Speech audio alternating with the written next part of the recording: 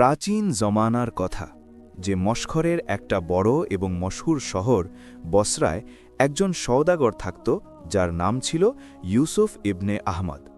সে শুধু তার অগাধ সম্পদের জন্যই জানা যেত না, বরং তার খ্যাতির আসল কারণ ছিল তার খোদার ওপর অটুট বিশ্বাস এবং তার নরম মেজাজ। কারণ সে শহরের সবচেয়ে ধনী লোকদের মধ্যে গণ্য হওয়া সত্ত্বেও তার অন্তরে রাইয়ের সমানও অহংকার রাখত না, এবং তার বিশ্বাস ছিল যে এই সব সম্পদ এবং শৌর্য মাত্র আল্লাহর দেওয়া এক আমানত, যা যে কোনো সময় ফিরিয়ে নেওয়া যেতে পারে। তাই সে তার ব্যবসা থেকে আসা মুনাফার একটা বড় অংশ গরিব, ইয়াতিম এবং বিধবাদের সাহায্যে খরচ করে দিত। আর এই কারণেই যখন সে সকালে তার আলিশান বাড়ি থেকে বেরোত, তখন রাস্তায় মিলিত প্রত্যেক ছোট বড় লোক তাকে দোয়ায় ভরিয়ে দিত। কিন্তু বলে তো যে যখন আল্লাহ কোনো বান্দাকে ভালোবাসেন তখন তাকে আজমায়েশের ভাটিতে তপান, যাতে তার ঈমান সোনা হয়ে ঝকঝক করে ওঠে। আর ইউসুফের জীবনেও কিছু এমনই হতে চলেছিল যার আন্দাজ না তাকে ছিল আর না শহরের অন্য কোনো লোককে। আসলে সেই সময়ে সমুদ্রপথের ব্যবসা সবচেয়ে বড় এবং লাভজনক ব্যবসা মনে করা হতো, কিন্তু তার সঙ্গে ঝুঁকিও ছিল সবচেয়ে বেশি, কারণ সমুদ্রের ঢেউয়ের কোনো ঠিক ছিল না এবং লুটেরারাও প্রায়ই ঘাত লাগিয়ে বসে থাকত।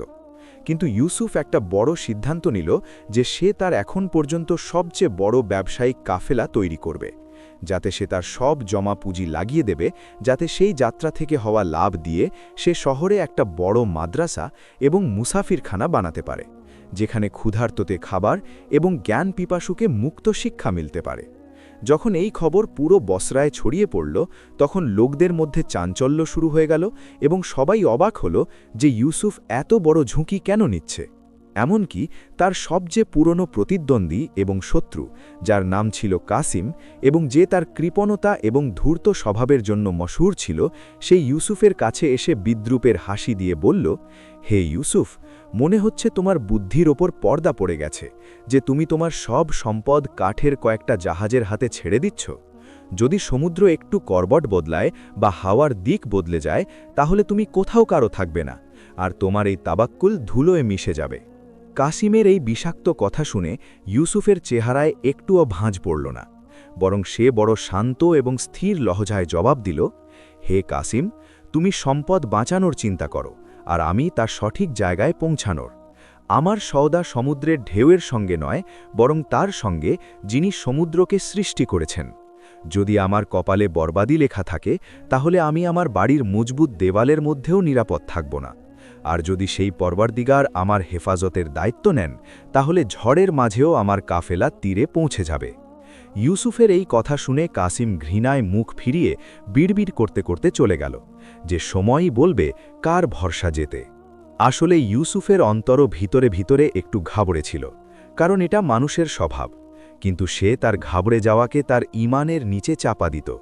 সে তার স্ত্রী জায়নাবের সঙ্গে মশওয়ারা করল, যে একজন অত্যন্ত নেক এবং পরহেজগার মহিলা ছিল। সে যখন ইউসুফের চিন্তা দেখল, তখন বড় ভালোবাসায় তার হাত ধরে বলল, আপনি ঘাবড়াবেন না, যে নিয়তে আপনি এই কাজ করছেন আল্লাহ সেই নিয়ত জানেন। আপনি শুধু নিজের তরফ থেকে পুরো চেষ্টা করুন, বাকি ফলাফল তার হাতে ছেড়ে দিন। জাইনাবের এই কথায় ইউসুফ নতুন সাহস পেল এবং পরের দিন থেকেই সে প্রস্তুতি শুরু করে দিল। সে শহরের সেরা কারিগরদের দিয়ে জাহাজ মেরামত করালো, দুনিয়ার সেরা কাপড়, আতর, মশলা এবং রত্ন কিনে জাহাজে লোড করালো। এই দৃশ্য দেখার মতো ছিল যখন বন্দরে ইউসুফের 7টা বড় জাহাজ দাঁড়িয়েছিল, যা পাহাড়ের মতো মজবুত লাগছিল, এবং তার ওপর সাদা পাল হাওয়ায় লহরাচ্ছিল। চারদিকে হইচই ছিল, মজুররা মাল লোড করছিল, নাবিকরা দড়ি টানছিল, এবং ইউসুফ নিজে প্রত্যেক জিনিসের তত্ত্বাবধান করছিল, যাতে কোনো কমতি না থাকে। অবশেষে সেই দিনও এলো যখন কাফেলা রওনা হতে চলেছিল। আকাশ একদম পরিষ্কার ছিল এবং হাওয়া অনুকূল ছিল। পুরো শহর ইউসুফকে বিদায় দিতে এসেছিল। কেউ দোয়া করছিল তো কেউ হিংসার চোখে দেখছিল।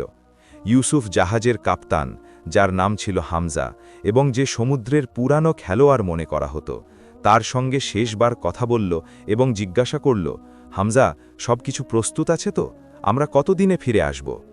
হামজা ভক্তিভরে মাথা ঝুঁকিয়ে বলল, হুজুর, আমরা সব রকমের ব্যবস্থা করে নিয়েছি। খাবার পানির মজুতও পুরো আছে এবং জাহাজও মজবুত। যদি আবহাওয়া অনুগ্রহ করে তাহলে ইনশাআল্লাহ আমরা 6 মাসের মধ্যে দ্বিগুণ সম্পদ নিয়ে বসরার মাটিতে ফিরে আসব। ইউসুফ গভীর নিঃশ্বাস নিল এবং আকাশের দিকে তাকাল। তার চোখে অশ্রু ছিল, কিন্তু তা আনন্দের ছিল না ভয়ের এটা বলা কঠিন ছিল। সে তার হাত তুলে দোয়া চাইল, হে রব্বুল আলামিন, আমি এই পদক্ষেপ তোমার সন্তুষ্টির জন্য তুলছি। আমার নিয়তে কোনো খুঁত নেই, শুধু তুমি আমার লাজ রাখো এবং আমাকে রুসুয়া হতে দিও না। এই মাল আমার নয়, তোমার দেওয়া, এবং আমি এটাকে তোমারই পথে লাগাতে চাই। দোয়ার পর সে বিসমিল্লা পড়ে ইশারা করল এবং জাহাজের নোঙর তুলে নেওয়া হলো। ধীরে ধীরে সেই মহান জাহাজগুলো তীর থেকে দূরে সরে গেল, এমনকি তারা দিগন্তে ছোট দাগের মতো দেখাতে লাগল এবং তারপর চোখের আড়ালে চলে গেল। ইউসুফ সেখানেই দাঁড়িয়ে রইল যতক্ষণ না শেষ জাহাজও অদৃশ্য হয়ে গেল। তারপর সে বাড়ি ফিরে এলো, কিন্তু এখন তার কাছে সম্পদের নামে খুব কম টাকা বাকি ছিল, কারণ সবকিছু সে দাওতে লাগিয়ে দিয়েছিল। প্রথম কয়েক সপ্তাহ শান্তিতে কাটল। মাঝে মাঝে কোনো আশা জাহাজ খবর আনত যে ইউসুফের কাফেলা নিরাপদে এগিয়ে চলেছে, কিন্তু তারপর হঠাৎ খবর আসা বন্ধ হয়ে গেল। 1 মাস গেল, 2 মাস গেল, কিন্তু কোনো বার্তা এলো না। বসরায় নানা রকম গুজব উঠতে লাগল। কেউ বলল যে সমুদ্রের ডাকাতরা হামলা করেছে, তো কেউ বলল যে কোনো মহামারী ছড়িয়ে গেছে যা সবাইকে মেরে ফেলেছে। কাসিমের যেন সুযোগ পাওয়া হয়ে গেল। সে বাজারে বসে লোকদের বলতো, দেখো, আমি বলেছিলাম না যে অতিরিক্ত লোভ মানুষকে ডুবিয়ে দেয়। ইউসুফ আল্লাহর ওপর ভরসার নাম করে বোকামি করেছিল এবং এখন সে রাস্তায় এসে পড়বে। এই কথা যখন ইউসুফের কানে পৌঁছাত তখন তার অন্তর বসে যেত। কিন্তু সে তৎক্ষণাৎ অজু করে নফল পড়তে শুরু করত, যাতে শয়তানি ওয়াসওয়াসা দূর করতে পারে। এক রাতে যখন সে তাহাজ্জুদের সময় দোয়া করছিল, তখন বাইরে হঠাৎ প্রবল হাওয়া বইতে লাগল এবং বিদ্যুতের চমক পুরো শহরকে কাঁপিয়ে দিল। এটা ছিল আবহাওয়ার প্রথম খারাপ লক্ষণ, যা শুধু বসরায় নয়, দূর সমুদ্রেও কেয়ামত ডেকে আনতে চলেছিল। ইউসুফের অন্তর জোরে ধরফর করতে লাগল, কারণ তার মনে হল যে তার আসল পরীক্ষা এখন শুরু হতে চলেছে। সে জানালার কাছে গেল এবং গভীর অন্ধকারে তাকিয়ে দেখতে দেখতে অনুভব করল যে হাওয়ায় আর্দ্রতার সঙ্গে সঙ্গে কিছু অদ্ভুত অস্থিরতাও আছে। ওদিকে সমুদ্রের মাঝখানে যেখানে ইউসুফের জাহাজ যাত্রা করছিল, সেখানে অবস্থা খারাপ থেকে খারাপতর হতে চলেছিল। কাপ্তান হামজা, যে এখন পর্যন্ত সবচেয়ে বড় বড় ঝড়ের সঙ্গে মোকাবিলা করেছে, সেও ঘাবড়ে গিয়েছিল। আকাশের রং কালো হয়ে গিয়েছিল এবং সমুদ্রের ঢেউ পাহাড়ের মতো উঁচু উঠছিল। নাবিকরা চিৎকার করছিল এবং আল্লাহকে ডাকছিল। ইউসুফের সেই অসাধারণ জাহাজগুলো যা শান নিয়ে চলেছিল, এখন খড়কুটোর মতো পানিতে দুলছিল। এক নাবিক হামজাকে চেঁচিয়ে বলল, কাপ্তান, এই ঝড় সাধারণ নয়, মনে হচ্ছে সমুদ্র আমাদের গিলে ফেলবে। আমাদের কিছু ওজন হালকা করতে হবে, নইলে জাহাজগুলো ডুবে যাবে। হামজা জানত যে ওজন হালকা করার মানে ইউসুফের সেই মূল্যবান মাল সমুদ্রে ফেলে দেওয়া, যার ওপর তার সব আশা ঝুলছিল। কিন্তু প্রাণ সবচেয়ে প্রিয়। সে এখনও কোনো সিদ্ধান্ত নিচ্ছিল, ঠিক তখনই একটা জোরালো শব্দ হল এবং সবচেয়ে সামনের জাহাজের মাস্তুল ভেঙে পড়ে গেল। চিৎকার চেঁচামেচি শুরু হয়ে গেল। ইউসুফ এখানে তার বাড়িতে অজান্তে শুধু দোয়া করছিল, কিন্তু সেখানে তার পুরো পুঁজি ধ্বংসের মুখে দাঁড়িয়েছিল। ইউসুফের তাওয়াক্কুল কি এই ঝড়কে থামাতে পারবে, নাকি কপাল অন্য কিছু সিদ্ধান্ত নিয়ে ফেলেছে? এটা সেই প্রশ্ন ছিল যা আগত সময়ে সবার ওপর প্রকাশিত হতে চলেছিল। সেই ভাঙা মাস্তুল যখন পুরো শক্তিতে জাহাজের মেঝেতে পড়ল, তখন এমন ভয়ঙ্কর শব্দ হল যেন কেউ কাঁচের ইমারতের ওপর পাথর মেরেছে। এবং এটা ছিল সেই ধ্বংসের শুরু যা কপাল ইউসুফের কাফেলার জন্য লিখে রেখেছিল, কারণ পরের মুহূর্তেই সমুদ্রের ঢেউ সেই রুদ্র রূপ ধারণ করল যার সামনে মানুষের শক্তি এবং বুদ্ধি দুটোই হার মানে। কাপ্তান হামজা, যে এখনও বড় সাহসে নাবিকদের নির্দেশ দিচ্ছিল, তার কণ্ঠস্বরও এখন মেঘের গর্জন এবং হাওয়ার শনশন শব্দে ডুবে গেল। জাহাজের তক্তাগুলো চিৎকার করছিল এবং পানি খুব দ্রুত ফাটলে ভরে যাচ্ছিল। দৃশ্য ছিল এমন যে একদিকে কালো অন্ধকার রাতের অন্ধকার এবং অন্যদিকে বিদ্যুতের ঝলকে দেখা যাওয়া মৃত্যুর নৃত্য। নাবিকরা যারা তাদের রোজগারের জন্য বেরিয়েছিল, এখন তাদের প্রাণ বাঁচাতে ইতিউতি দৌড়াচ্ছিল। কেউ দড়ি ধরে ঝুলছিল, তো কেউ সিজদায় পড়ে গড় গড় করছিল। হামজা যখন দেখল যে পানির চাপ বাড়ছে, তখন সে তার অন্তরে পাথর রেখে সেই আদেশ দিল যা যে কোনো সওদাগরের জন্য মৃত্যুর বার্তার চেয়ে কম নয়। সে চেঁচিয়ে বলল, মাল ফেলে দাও, সমুদ্রকে তার মূল্য দিতে হবে, নইলে আমাদের মধ্যে কেউ জীবিত থাকবে না। এটা শোনামাত্র নাবিকদের হাত থেমে গেল। সেই অমূল্য রেশম, সেই অসাধারণ আতরের শিশি এবং সেই রত্নের সিন্দুক যা ইউসুফ তার সব জমা পুঁজি বেচে কিনেছিল, তাদের নিজের হাতে সমুদ্রের লোনা এবং ঠান্ডা পানিতে ছেড়ে দেওয়া কোনো কেয়ামতের চেয়ে কম ছিল না। কিন্তু প্রাণ সবচেয়ে প্রিয়। তাই ভারাক্রান্ত অন্তরে তারা সেই সব খজানা ঢেউয়ের হাতে ছেড়ে দিতে শুরু করল। কিন্তু আফসোস যে সময় হাত থেকে বেরিয়ে গিয়েছিল। প্রকৃতির সিদ্ধান্ত অন্য কিছু ছিল। এখনো আধা মালও ফেলা হয়নি যে একটা পাহাড়ের মতো উঁচু ঢেউ এলো এবং সেটা সবচেয়ে সামনের জাহাজকে, যার নাম ছিল আল ফাতেহ, পুরোপুরি তার লপেটে নিয়ে নিল। ইউসুফের পতাকা লাগানো সেই শানদার জাহাজ দেখতে দেখতে খড়কুটোর মতো ভেঙে গেল এবং সমুদ্রের পেটে ঢুকে গেল। তার উপরে থাকা ডজনখানেক নাবিকের চিৎকার মাত্র এক মুহূর্তের জন্য শোনা গেল এবং তারপর সমুদ্রের গর্জনে হারিয়ে গেল। বাকি জাহাজে থাকা লোকদের অন্তরে ভয়ের এমন ছায়া পড়ল যে তাদের হাত পা ঠান্ডা হয়ে গেল। এই সিলসিলা এখানেই থামল না। সারা রাত মৃত্যুর এই খেলা চলতে থাকল। একের পর এক ইউসুফের 7টা জাহাজই প্রকৃতির এই ক্রোধের শিকার হয়ে গেল। কিছু একে অপরের সঙ্গে ধাক্কা খেয়ে ভেঙে গেল, তো কিছু হাওয়ার আঘাতে উল্টে গেল। সকালে যখন সূর্যের প্রথম রশ্মি বেরোল, তখন সমুদ্রের বুক শান্ত ছিল, কিন্তু তার উপর ভাসমান কাঠের টুকরো, ছেঁড়া পাল এবং কিছু নিষ্প্রাণ লাশ এটা সাক্ষ্য দিচ্ছিল যে রাতে এখানে কতটা বরবাদির নগ্ন নৃত্য হয়েছে। ওদিকে বসরায় ইউসুফ অস্থির হয়ে পাশ ফিরছিল। তার খবর ছিল না যে তার পুরো দুনিয়া ধ্বংস হয়ে গেছে, কিন্তু তার অন্তর কোনো অনিষ্টের ভয়ে কাঁপছিল। দিন সপ্তাহে এবং সপ্তাহ মাসে বদলে গেল। বসরার বন্দরের লোকেরা প্রতিদিন আসত এবং খালি হাতে ফিরে যেত। ইউসুফের চোখ এখন পাথর হয়ে গিয়েছিল। সে প্রতিদিন ভোরে তীরে যেত এবং ঘণ্টার পর ঘণ্টা দিগন্তের দিকে তাকিয়ে থাকত। লোকেরা এখন তাকে দেখে রাস্তা বদলে নিত। সেই লোকেরা যারা কাল পর্যন্ত তাকে সালাম করতে করতে ক্লান্ত হতো না, এখন তার পাশ দিয়ে এমন যেত যেন তাকে চেনেই না। অবশেষে একদিন একটা ভাঙা নৌকা তীরে এসে লাগল, যাতে মাত্র 2 জন জীবিত বেঁচেছিল। এদের মধ্যে একজন ছিল কাপ্তান হামজার সহকারী, যার অবস্থা দেখে মনে হচ্ছিল যেন সে কবর থেকে বেরিয়ে এসেছে। কাপড় ছেঁড়া, শরীরে জখম এবং চোখে আতঙ্ক। যখন লোকেরা তাকে ঘিরে ফেলল এবং জিজ্ঞাসা করল কি হয়েছে, তখন সে যে কাহিনী বলল তা শোনা লোকদের অন্তর কাঁপিয়ে দিল। সে কাঁদতে কাঁদতে বলল, সব শেষ হয়ে গেছে। ইউসুফের একটাও জাহাজ বাকি নেই। সমুদ্র সব কিছু গিলে ফেলেছে। এই খবর জঙ্গলের আগুনের মতো পুরো বসরায় ছড়িয়ে পড়ল। কাসিমের যেন মনের মতো মুরাদ পাওয়া হয়ে গেল। সে দৌড়ে ইউসুফের বাড়ির বাইরে এলো, যেখানে লোকের ভিড় জমে গিয়েছিল। ইউসুফ দরজায় দাঁড়িয়েছিল, চেহারা ফ্যাকাশে, কিন্তু কোমর এখনও সোজা ছিল। কাসিম ভিড় ঠেলে এগিয়ে এসে বলল, কেন ইউসুফ, সেই তাওয়াক্কুলের কি হলো? আমি বলেছিলাম না যে নিজের অকাতের চেয়ে বড় পা বাড়িও না? আজ দেখো, তোমার সব সম্পদ, তোমার সেই অহংকার সব সেই সমুদ্রে ডুবে গেছে। এখন তুমি কি করবে? এখন কোন মাদ্রাসা বানবে এবং কোন দান হবে? কাসিমের এই কথাগুলো তীরের মতো ইউসুফের বুকে বিঁধল। ভিড়ে দাঁড়ানো লোকেরাও এখন চাপা গলায় কাসিমের হ্যাঁ হ্যাঁ মিলাচ্ছিল। কেউ বলল, বেচারা, এখন তো রাস্তায় এসে গেল। তো কেউ বলল, বড় মানুষ হতে চলেছিল, আল্লাহকে এটাই মঞ্জুর ছিল। ইউসুফ সেই লোকদের উপর এক নজর দিল যাদের সে বছরের পর বছর খাইয়েছে, যাদের মেয়েদের বিয়ে দিয়েছে। আজ তারা সব দর্শক হয়ে দাঁড়িয়েছিল। সে একটা গভীর নিঃশ্বাস নিল এবং কাসিমের চোখে চোখ রেখে হালকা কাঁপা গলায় কিন্তু পুরো মর্যাদার সঙ্গে বলল, হে কাসিম, মাল দিয়েছিল তিনি এবং নিয়েছেনও তিনি। আমি তো শুধু একজন চৌকিদার ছিলাম। যদি মালিক নিজের জিনিস ফিরিয়ে নেন, তাহলে এতে আমার কি ক্ষতি? আমার আসল সম্পদ আমার অন্তরে আছে, যাকে কোনো ঝড় ছিনিয়ে নিতে পারে না। এটা বলে ইউসুফ দরজা বন্ধ করে দিল, কিন্তু দরজা বন্ধ হতেই সে মাটিতে বসে পড়ল। মানুষ ছিল, আখির টুটে গেল। তার চোখ থেকে অশ্রুর বন্যা বয়ে গেল। জৈনাব দৌড়ে এসে তাকে সাহায্য করল। ইউসুফ কাঁদতে কাঁদতে বলল, জৈনাব, সব কিছু চলে গেছে। লোকেরা আমাকে তানা দিচ্ছে। এখন আমরা ঋণদাতাদের মুখোমুখি হব কি করে? জৈনাব তার মাথা তার কোলে রেখে বলল, আপনার ঈমান তো এখনও বাকি আছে না। যতক্ষণ আল্লাহ আমাদের সঙ্গে আছেন, আমাদের দুনিয়ার কোনো জিনিসের চিন্তা করা উচিত নয়। কিন্তু দুনিয়া এত সহজ ছিল না। পরের দিন থেকেই ঋণদাতারা ইউসুফের দরজায় টোকা দিতে শুরু করল। সেই সওদাগররা যারা কাল পর্যন্ত ইউসুফের কাছ থেকে ধার নিতে আসত, আজ তাদের টাকা ফেরত চাইতে দাঁড়িয়েছিল। ইউসুফ তার প্রতিশ্রুতি রক্ষা করতে তার সেই আলিশান ঘোড়াগুলো বেচে দিল।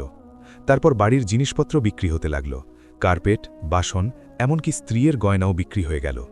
দেখতে দেখতে বসরার সবচেয়ে ধনী মানুষ একটা খালি বাড়িতে থেকে গেল। চাকরবাকর সব ছেড়ে চলে গেল। এখন অবস্থা এই যে ইউসুফ এবং জাইনাবের কাছে দুবেলার রুটিরও ব্যবস্থা ছিল না। সে ব্যক্তি যে পুরো শহরের পেট ভরাত আজ নিজে ক্ষুধার্ত হয়ে শুতে বাধ্য ছিল। কিন্তু সবচেয়ে বড় আঘাত তখন লাগল যখন কাসিম ইউসুফের কাছে একটা বার্তা পাঠাল। সে বলল, আমি তোমার বাড়ি নিলাম হওয়া থেকে বাঁচাতে পারি, কিন্তু শর্ত এই যে তোমাকে আমার গোলামি করতে হবে এবং আমার ব্যবসার হিসাব নিকাশ রাখতে হবে। এটা ছিল ইউসুফের আত্মসম্মানের ওপর সবচেয়ে বড় আক্রমণ। কি সে যে কখনো কারো সামনে হাত পাতেনি এখন তার শত্রুর চাকরি করবে? ইউসুফ সেই বার্তা আনা লোককে খালি হাতে ফিরিয়ে দিল, কিন্তু বাড়ির ভিতরে নিস্তব্ধতা চিৎকার করছিল।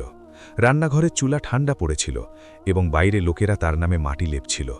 ইউসুফ আকাশের দিকে তাকালো, তার চোখ শুকিয়ে গিয়েছিল। সে অন্তরে অন্তরে বলল, হে আমার রব, এটা কি ধরনের পরীক্ষা? আমি অভিযোগ করছি না, শুধু এত শক্তি দাও যাতে আমি ভেঙে না পড়ি। সে এখনও এটা ভাবছিল, ঠিক তখনই দরজায় একটা টোকা পড়ল। এক বৃদ্ধ ফকির দাঁড়িয়েছিল, সেই ফকির যাকে ইউসুফ প্রতিদিন খাবার দিত। ইউসুফ দরজা খুলল তো ফকির বলল, বাবা, আজ খাবার পেলাম না। খুব খিদে লেগেছে। ইউসুফের কাছে নিজের খাবারও কিছু ছিল না। সে ফকিরকে পানির একটা পেয়ালা দিল এবং নিজের ক্ষুধা পানি দিয়ে মেরে ভিতরে এলো। সেই রাতে ইউসুফ এবং জাইনাব শুধু পানি খেয়ে রোজা রাখল। এটা ছিল তাদের পরীক্ষার শুরু, কিন্তু তাদের আন্দাজ ছিল না যে এখনও পরীক্ষার আরও কঠিন ধাপ বাকি আছে, যা তাদের ধৈর্যের ভিত্তি কাঁপিয়ে দেবে। সেই রাতে সেই পানির পেয়ালা ফকিরকে দেওয়ার পর ইউসুফ এবং জাইনাব ক্ষুধার্ত পেটে রাত কাটাল। কিন্তু সকালের সূর্য তার সঙ্গে আশার রশ্মি নয়, বরং আরও অপমানের বার্তা নিয়ে এলো। কারণ ঋণদাতাদের ধৈর্য এখন উত্তর দিয়ে ফেলেছিল এবং তারা শহরের কাজীর কাছে গিয়ে অভিযোগ করল যে ইউসুফ তাদের ঋণ পরিশোধ করতে অক্ষম। তাই তার বাকি সম্পত্তি, অর্থাৎ সেই আলিশান হাভেলি যাতে তার পূর্বপুরুষদের শ্বাস বাসা বেঁধেছিল, তা নিলাম করে দেওয়া হোক। রায় ইউসুফের বিরুদ্ধে এলো এবং ঘোষকরা পুরো বসরায় ঘোষণা করল যে আজ ইউসুফ ইবনে আহমদের হাভেলির নিলাম হবে। এই দিন ছিল ইউসুফের জীবনের সবচেয়ে ভারী দিন। সে দরজার চৌকাঠে দাঁড়িয়ে নিজের চোখের সামনে নিজেরই বাড়ির সওদা হতে দেখছিল। লোকেরা দর দিচ্ছিল। সেই লোকেরা যারা কাল পর্যন্ত এই বাড়িতে অতিথি হয়ে আসত আজ ক্রেতা হয়ে দাঁড়িয়েছিল। এবং কপালের নিষ্ঠুরতা দেখো যে সবচেয়ে উঁচু দর দেওয়া লোকটা আর কেউ নয় বরং কাসিম। সে একটা ভারী অঙ্ক ডেকে সবাইকে চুপ করিয়ে দিল এবং হাসতে হাসতে ইউসুফের দিকে তাকালো, যেন বলছিল, দেখ, অবশেষে আমি তোকে হারিয়েই দম নিলাম। যখন কাজী রায় ঘোষণা করল এবং বাড়ির চাবি কাসিমের হাতে দেওয়ার আদেশ দিল, তখন ইউসুফের হাত কাঁপছিল। সে সেই চাবি, যা তার সম্মান এবং মর্যাদার চিহ্ন ছিল, তার হাতের তালুতে রেখে কাসিমের দিকে বাড়িয়ে দিল। কাসিম চাবি নেওয়ার সময় ইউসুফের কানে ফিসফিস করে বলল, আমি বলেছিলাম না ইউসুফ, এই তাওয়াক্কুল এবং ঈমান পেট ভরায় না। যদি সেই দিন আমার প্রস্তাব মেনে নিতিস তাহলে আজ এই বাড়িতে চাকর হয়ে হলেও ছাদের নিচে থাকতিস। ইউসুফ অশ্রুসজল চোখে তাকে দেখল এবং ধীর গলায় বলল, কাসিম, এই বাড়ি মাটি এবং পাথরের স্তূপ। আজ তোর, কাল অন্য কারো হবে। আনন্দ কর, কিন্তু মনে রাখিস যে অহংকারের ঠিকানা জাহান্নাম। এটা বলে ইউসুফ জাইনাবের হাত ধরল এবং দুজনে সেই ভরা সমাবেশের মাঝখান দিয়ে বেরিয়ে দরজার বাইরে এলো। তাদের কাছে এখন শুধু শরীরে পরা কাপড় এবং একটা ছোট থলিতে কয়েকটা শুকনো রুটি এবং কিছু প্রয়োজনীয় জিনিস ছিল। তারা শহরের রঙিন এলাকা ছেড়ে নির্জন এবং নোংরা এলাকার দিকে হাঁটতে লাগল, যেখানে গরিব এবং অসহায় লোকেরা ঝুপড়িতে থাকত। সেখানে পৌঁছে তাদের একটা ভাঙা মাটির কুটির মিলল, যার ভাড়া খুব কম ছিল। ছাদে গর্ত ছিল এবং মেঝে কাঁচা ছিল। জাইনাব, যে রেশমের গদিতে শুতে অভ্যস্ত ছিল, সে কোনো আক্ষেপ না করে ঝাঁটা তুলে সেই নোংরা মেঝে পরিষ্কার করতে লাগল। ইউসুফ এক কোণে দাঁড়িয়ে এই দৃশ্য দেখছিল এবং তার অন্তর রক্তের অশ্রু কাঁদছিল। সে ভাবল, হে আল্লাহ, আমার পরীক্ষা নিশ্চয়ই কঠিন, কিন্তু এই নির্দোষের কি অপরাধ? কিন্তু জাইনাব তাকে হতাশ দেখে হাসতে হাসতে বলল, আপনি দুঃখ করবেন না। এই ঝুপড়ি সেই প্রাসাদের চেয়ে ভালো যেখানে আমরা আল্লাহকে ভুলে গিয়েছিলাম। এখানে আমরা তার নৈকট্য বেশি অনুভব করব। জাইনাবের সাহস ইউসুফকে ভেঙে পড়া থেকে বাঁচাল, কিন্তু বাস্তবতা খুব তিক্ত ছিল। পরের দিন যখন ইউসুফ রোজগারের খোঁজে বেরোল, তখন সে বুঝল যে দুনিয়া কতটা নির্মম। সে ব্যক্তি যে কাল পর্যন্ত কোটির সওদা করত, আজ মজুরি চাইতে দাঁড়ে দাঁড়ে ঘুরছিল। সে বাজারে গেল, যেখানে তার দোকান ছিল। সেখানে এক শস্যের সওদাগরের কাছে গিয়ে বলল, ভাই, আমার কাজের খুব দরকার, আমি হিসাব নিকাশে বক্ষ, আমাকে কি কোনো কাজ মিলতে পারে? সেই সওদাগর ইউসুফকে চিনল এবং জোরে হাসল। সে আশপাশের লোকদের ডেকে বলল, আরে দেখো, এ বাসরার মহারাজা ইউসুফ আজ মুন্সি হতে এসেছে। তারপর বিদ্রুপ করে বলল, আমাদের কাছে হিসেবের জন্য লোক আছে, হ্যাঁ, যদি বস্তা তুলতে হয় তাহলে বলো, তবে তোমার এই নরম হাত বোঝা তুলতে পারবে? ইউসুফের চেহারা লজ্জায় লাল হয়ে গেল, কিন্তু পেটের আগুন এবং জায়নাবের চিন্তা তাকে সেখান থেকে যেতে দিচ্ছিল না। সে তার অহংকারকে পিষে ফেলে মাথা ঝুঁকিয়ে বলল, আমি বস্তা তুলতে প্রস্তুত। এটা শুনে সেখানে দাঁড়ানো লোকেরাও অবাক হল। কেউ আফসোস করল তো কেউ তামাশা বুঝল। ইউসুফ তার জীবনে প্রথমবার ৫০ কিলোর ভারী বস্তা তার পিঠে তুলল। তার শরীর কাঁপতে লাগল, পা টলতে লাগল, কিন্তু সে দাঁত কিড়মিড় করে পা এগিয়ে দিল। সে পুরো দিন রোদে তপ্ত হয়ে রইল এবং ভারী বস্তাগুলো গুদাম থেকে দোকানে পৌঁছাতে থাকল। তার কাঁধ ছিলে গিয়েছিল, হাতে ফোসকা পড়ে গিয়েছিল এবং ঘাম চোখে চুইয়ে পড়ছিল। প্রত্যেক চক্করে তার মনে হচ্ছিল যে এখন সে পড়ে যাবে, কিন্তু সে হে আল্লাহ বলে আবার দাঁড়িয়ে পড়ত। সন্ধে হতে হতে সে নিস্তেজ হয়ে গিয়েছিল। সওদাগর তার মজুরির বদলে তার হাতে কয়েকটা ছোট মুদ্রা রাখল, যা একবেলার খাবার কিনতেও কষ্টে পুরো হতো। ইউসুফ সেই মুদ্রাগুলো এমন ধরল যেন সেগুলো দুনিয়ার সবচেয়ে বড় খাজানা। ফেরার পথে সে সেই টাকায় অল্প একটু আটা এবং কিছু সবজি কিনল। যখন সে তার ঝুপড়ির দিকে যাচ্ছিল, তখন রাস্তায় তার পুরনো বন্ধুরা মিলল, যারা তাকে দেখে রাস্তা বদলে নিল, যাতে তার সঙ্গে কথা না বলতে হয়। এই উদাসীনতা শরীরের জখমের চেয়ে বেশি কষ্ট দিচ্ছিল। বাড়ি পৌঁছে যখন সে জায়নাবের সামনে সেই আটা রাখল, তখন জায়নাবের চোখে অশ্রু এসে গেল। সে ইউসুফের জখমি হাত দেখল এবং তার আঁচলে মুছতে মুছতে কাঁদতে লাগল। ইউসুফ বলল, জায়নাব, কাঁদিস না, এই হাত এখনো ভাঙেনি। যতক্ষণ এটা সুস্থ আছে আমি তোকে ক্ষুধার্ত মরতে দেব না। সেই রাতে তারা যে রুটি খেল, সেটা সম্ভবত তাদের জীবনের সবচেয়ে মিষ্টি রুটি ছিল, কারণ সেটা পরিশ্রম এবং হালাল উপার্জনের ছিল। কিন্তু পরীক্ষার এই সিলসিলা এখানেই থামতে চলেনি। কপাল এখনও ইউসুফের ধৈর্যের আরও কঠিন পরীক্ষা নিতে চলেছিল। কয়েকদিন এভাবেই কাটল যে ইউসুফ সকালে বেরোত এবং সন্ধ্যায় ক্লান্ত হয়ে কয়েকটা মুদ্রা নিয়ে ফিরত। ধীরে ধীরে তার শরীর দুর্বল হতে লাগল। সেই কাপড়, যা কোনোকালে শান শওকতের চিহ্ন ছিল, এখন ছিঁড়ে গিয়েছিল এবং ময়লা হয়ে গিয়েছিল। লোকেরা এখন তাকে পাগল ইউসুফ বলতে লাগল, কারণ সে প্রায়ই কাজ করতে করতে আল্লাহর সঙ্গে কথা বলত। একদিন যখন সে বাজারে বোঝা তুলছিল, তখন কাসিম সেখান দিয়ে তার শানদার বাহনে যাচ্ছিল। সে ইউসুফকে দেখল যে ঘামে ভিজে একটা ভারী সিন্দুক তুলতে চেষ্টা করছে। কাসিম বাহন থামালো এবং নেমে ইউসুফের কাছে এলো। সে তার পায়ের ধাক্কায় ইউসুফের হাত থেকে সিন্দুক ফেলে দিল। ইউসুফ টোলে পড়ে গেল। কাসিম হাসতে হাসতে বলল, কেন ইউসুফ, মাটিতে হামাগুড়ি দেওয়া কেমন লাগছে? এখনও সময় আছে, আমার পা ধরে মাফ চেয়ে নে। আমি তোকে আমার আস্তাবলের তত্ত্বাবধায়ক বানিয়ে দেব, অন্তত ঘোড়াদের সঙ্গে থেকে পেট তো ভরতে পারবি। ইউসুফ মাটি ঝেড়ে মাথা তুলল। তার চোখে এখন রাগ নয়, বরং এক অদ্ভুত শান্তি ছিল। সে বলল, কাসিম, তুমি আমাকে অপমান করার চেষ্টা করছো, কিন্তু তুমি ভুলে যাচ্ছ যে সম্মান এবং অপমান আল্লাহর হাতে। আমি আজ মজুর, কিন্তু চোর নই। আমি পরিশ্রম করছি, কারো হক মারছি না। আমার এই অবস্থা তোমার সেই সম্পদের চেয়ে বেশি পছন্দ যা তোমাকে অন্ধ করে দিয়েছে। কাসিম রাগে ফেটে পড়ল এবং চেঁচিয়ে বলল, ঠিক আছে, দেখি তোমার এই গর্ব কতদিন থাকে। আমি পুরো শহরে ঘোষণা করিয়ে দেব যে যে কেউ ইউসুফকে কাজ দেবে সে আমার শত্রু হবে। এবং কাসিম তাই করল। সে তার প্রভাব এবং প্রতাপ ব্যবহার করে দোকানদারদের ভয় দেখালো। পরের দিন থেকে ইউসুফ যেখানেই কাজ চাইতে যেত, লোকেরা তাকে ধমক দিয়ে তাড়িয়ে দিত। কেউ বলতো, যাও এখান থেকে, আমরা কাসেমের সঙ্গে শত্রুতা নিতে পারি না। এখন অবস্থা এই হয়ে গেল যে ইউসুফ সকাল থেকে সন্ধ্যা পর্যন্ত বাজারে দাঁড়িয়ে থাকত, কিন্তু কেউ তাকে একটা কাজও দিত না। বাড়িতে অনাহার শুরু হয়ে গেল। প্রথমে 1 দিন, তারপর 2 দিন এবং তারপর 3 দিন পর্যন্ত চুলা জ্বলল না। জায়নাব, যে আগে থেকেই দুর্বল ছিল, এখন অসুস্থ হয়ে পড়তে লাগল। জ্বর তাকে পেয়ে বসল এবং ওষুধের জন্য টাকা তো দূরের কথা, পানি দেওয়ার জন্যেও মাটির ঘড়া ভেঙে গিয়েছিল। চতুর্থ দিনে ইউসুফের সাহস উত্তর দিতে লাগল। সে বাজারের মাঝখানে দাঁড়িয়ে আকাশের দিকে তাকাতে লাগল। রোদ প্রখর ছিল এবং ক্ষুধায় তার মাথা ঘুরছিল। সে অন্তরে ফরিয়াদ করল, হে রব, আমি আমার ক্ষুধা সহ্য করতে পারি, কিন্তু জায়নাবের অবস্থা দেখা যায় না। আমার পরীক্ষার সময় কি এখনও শেষ হয়নি? সে এখনও এটা ভাবছিল, ঠিক তখনই তার নজর একটা মাটিতে পড়ে থাকা ঝকঝকে হাড়ের উপর পড়ল। সেটা কোনো ধনী রাজকন্যার হাড় লাগছিল, যা সম্ভবত পালকি থেকে পড়ে গেছে। তাতে লাগানো হীরা রোদে ঝকঝক করছিল। ইউসুফ সেটা তুলে নিল। এই হাড়টা এত মূল্যবান ছিল যে বেচলে ইউসুফের সব দারিদ্র্য এক মুহূর্তে শেষ হয়ে যেতে পারত। সে আবার ধনী হতে পারত। এক মুহূর্তের জন্য শয়তান তার অন্তরে ওয়াসওয়াসা ঢুকিয়ে দিল, তুলে নে এটাকে, এটা আল্লাহর সাহায্য। এটা বেচে তুই জায়নাবের চিকিৎসা করাতে পারিস, আবার নিজের ব্যবসা শুরু করতে পারিস, কারও জানতে পারবে না। ইউসুফের হাতে সেই হাড় ছিল এবং মনে ক্ষুধার্ত অসুস্থ জায়নাবের চেহারা।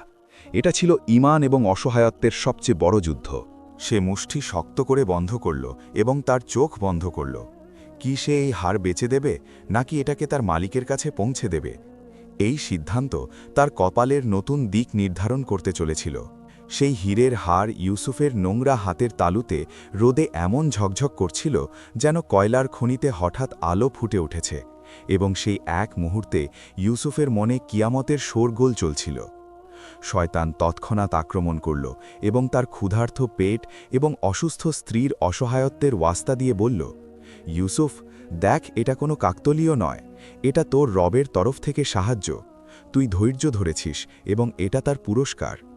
এটাকে চুপচাপ পকেটে রেখে নে, শহর থেকে দূরে গিয়ে বেছে ফেলিস, তারপর নতুন ব্যবসা শুরু করিস, জায়নাবের চিকিৎসা করাস এবং সম্মানের জীবন কাটাস। কারো খবরও হবে না এবং তোর ঘর আবার বসে যাবে। এই চিন্তা এত শক্তিশালী ছিল যে ইউসুফের মুষ্টি নিজে থেকে হাড়ের উপর শক্ত হয়ে গেল। তার চোখের সামনে জায়নাবের ফ্যাকাশে চেহারা ঘুরে গেল, যে ওষুধ এবং খাবার ছাড়া মৃত্যুর দিকে এগোচ্ছে। সে ভাবল যে একটা হাড়ের মূল্য কি একটা মানুষের জীবনের চেয়ে বেশি। কিন্তু ঠিক সেই মুহূর্তে যখন তার পা টলতে চলেছিল, তার ভিতর থেকে আর একটা কণ্ঠস্বর এলো। এটা ছিল তার বিবেকের কণ্ঠ, যা বছরের পর বছর ইবাদত এবং তাকওয়া থেকে জন্ম নিয়েছিল। সে ডেকে বলল, হে ইউসুফ ইবনে আহমদ, তুই কি ভুলে গেলি যে তুই কার বান্দা? তুই কি হারামের টুকরো দিয়ে তোর স্ত্রীর জীবন বাঁচাবি? মনে রাখ যে রক্তে হারাম মিশে গেলে তাতে শিফা আসে না, বরং আজাব আসে।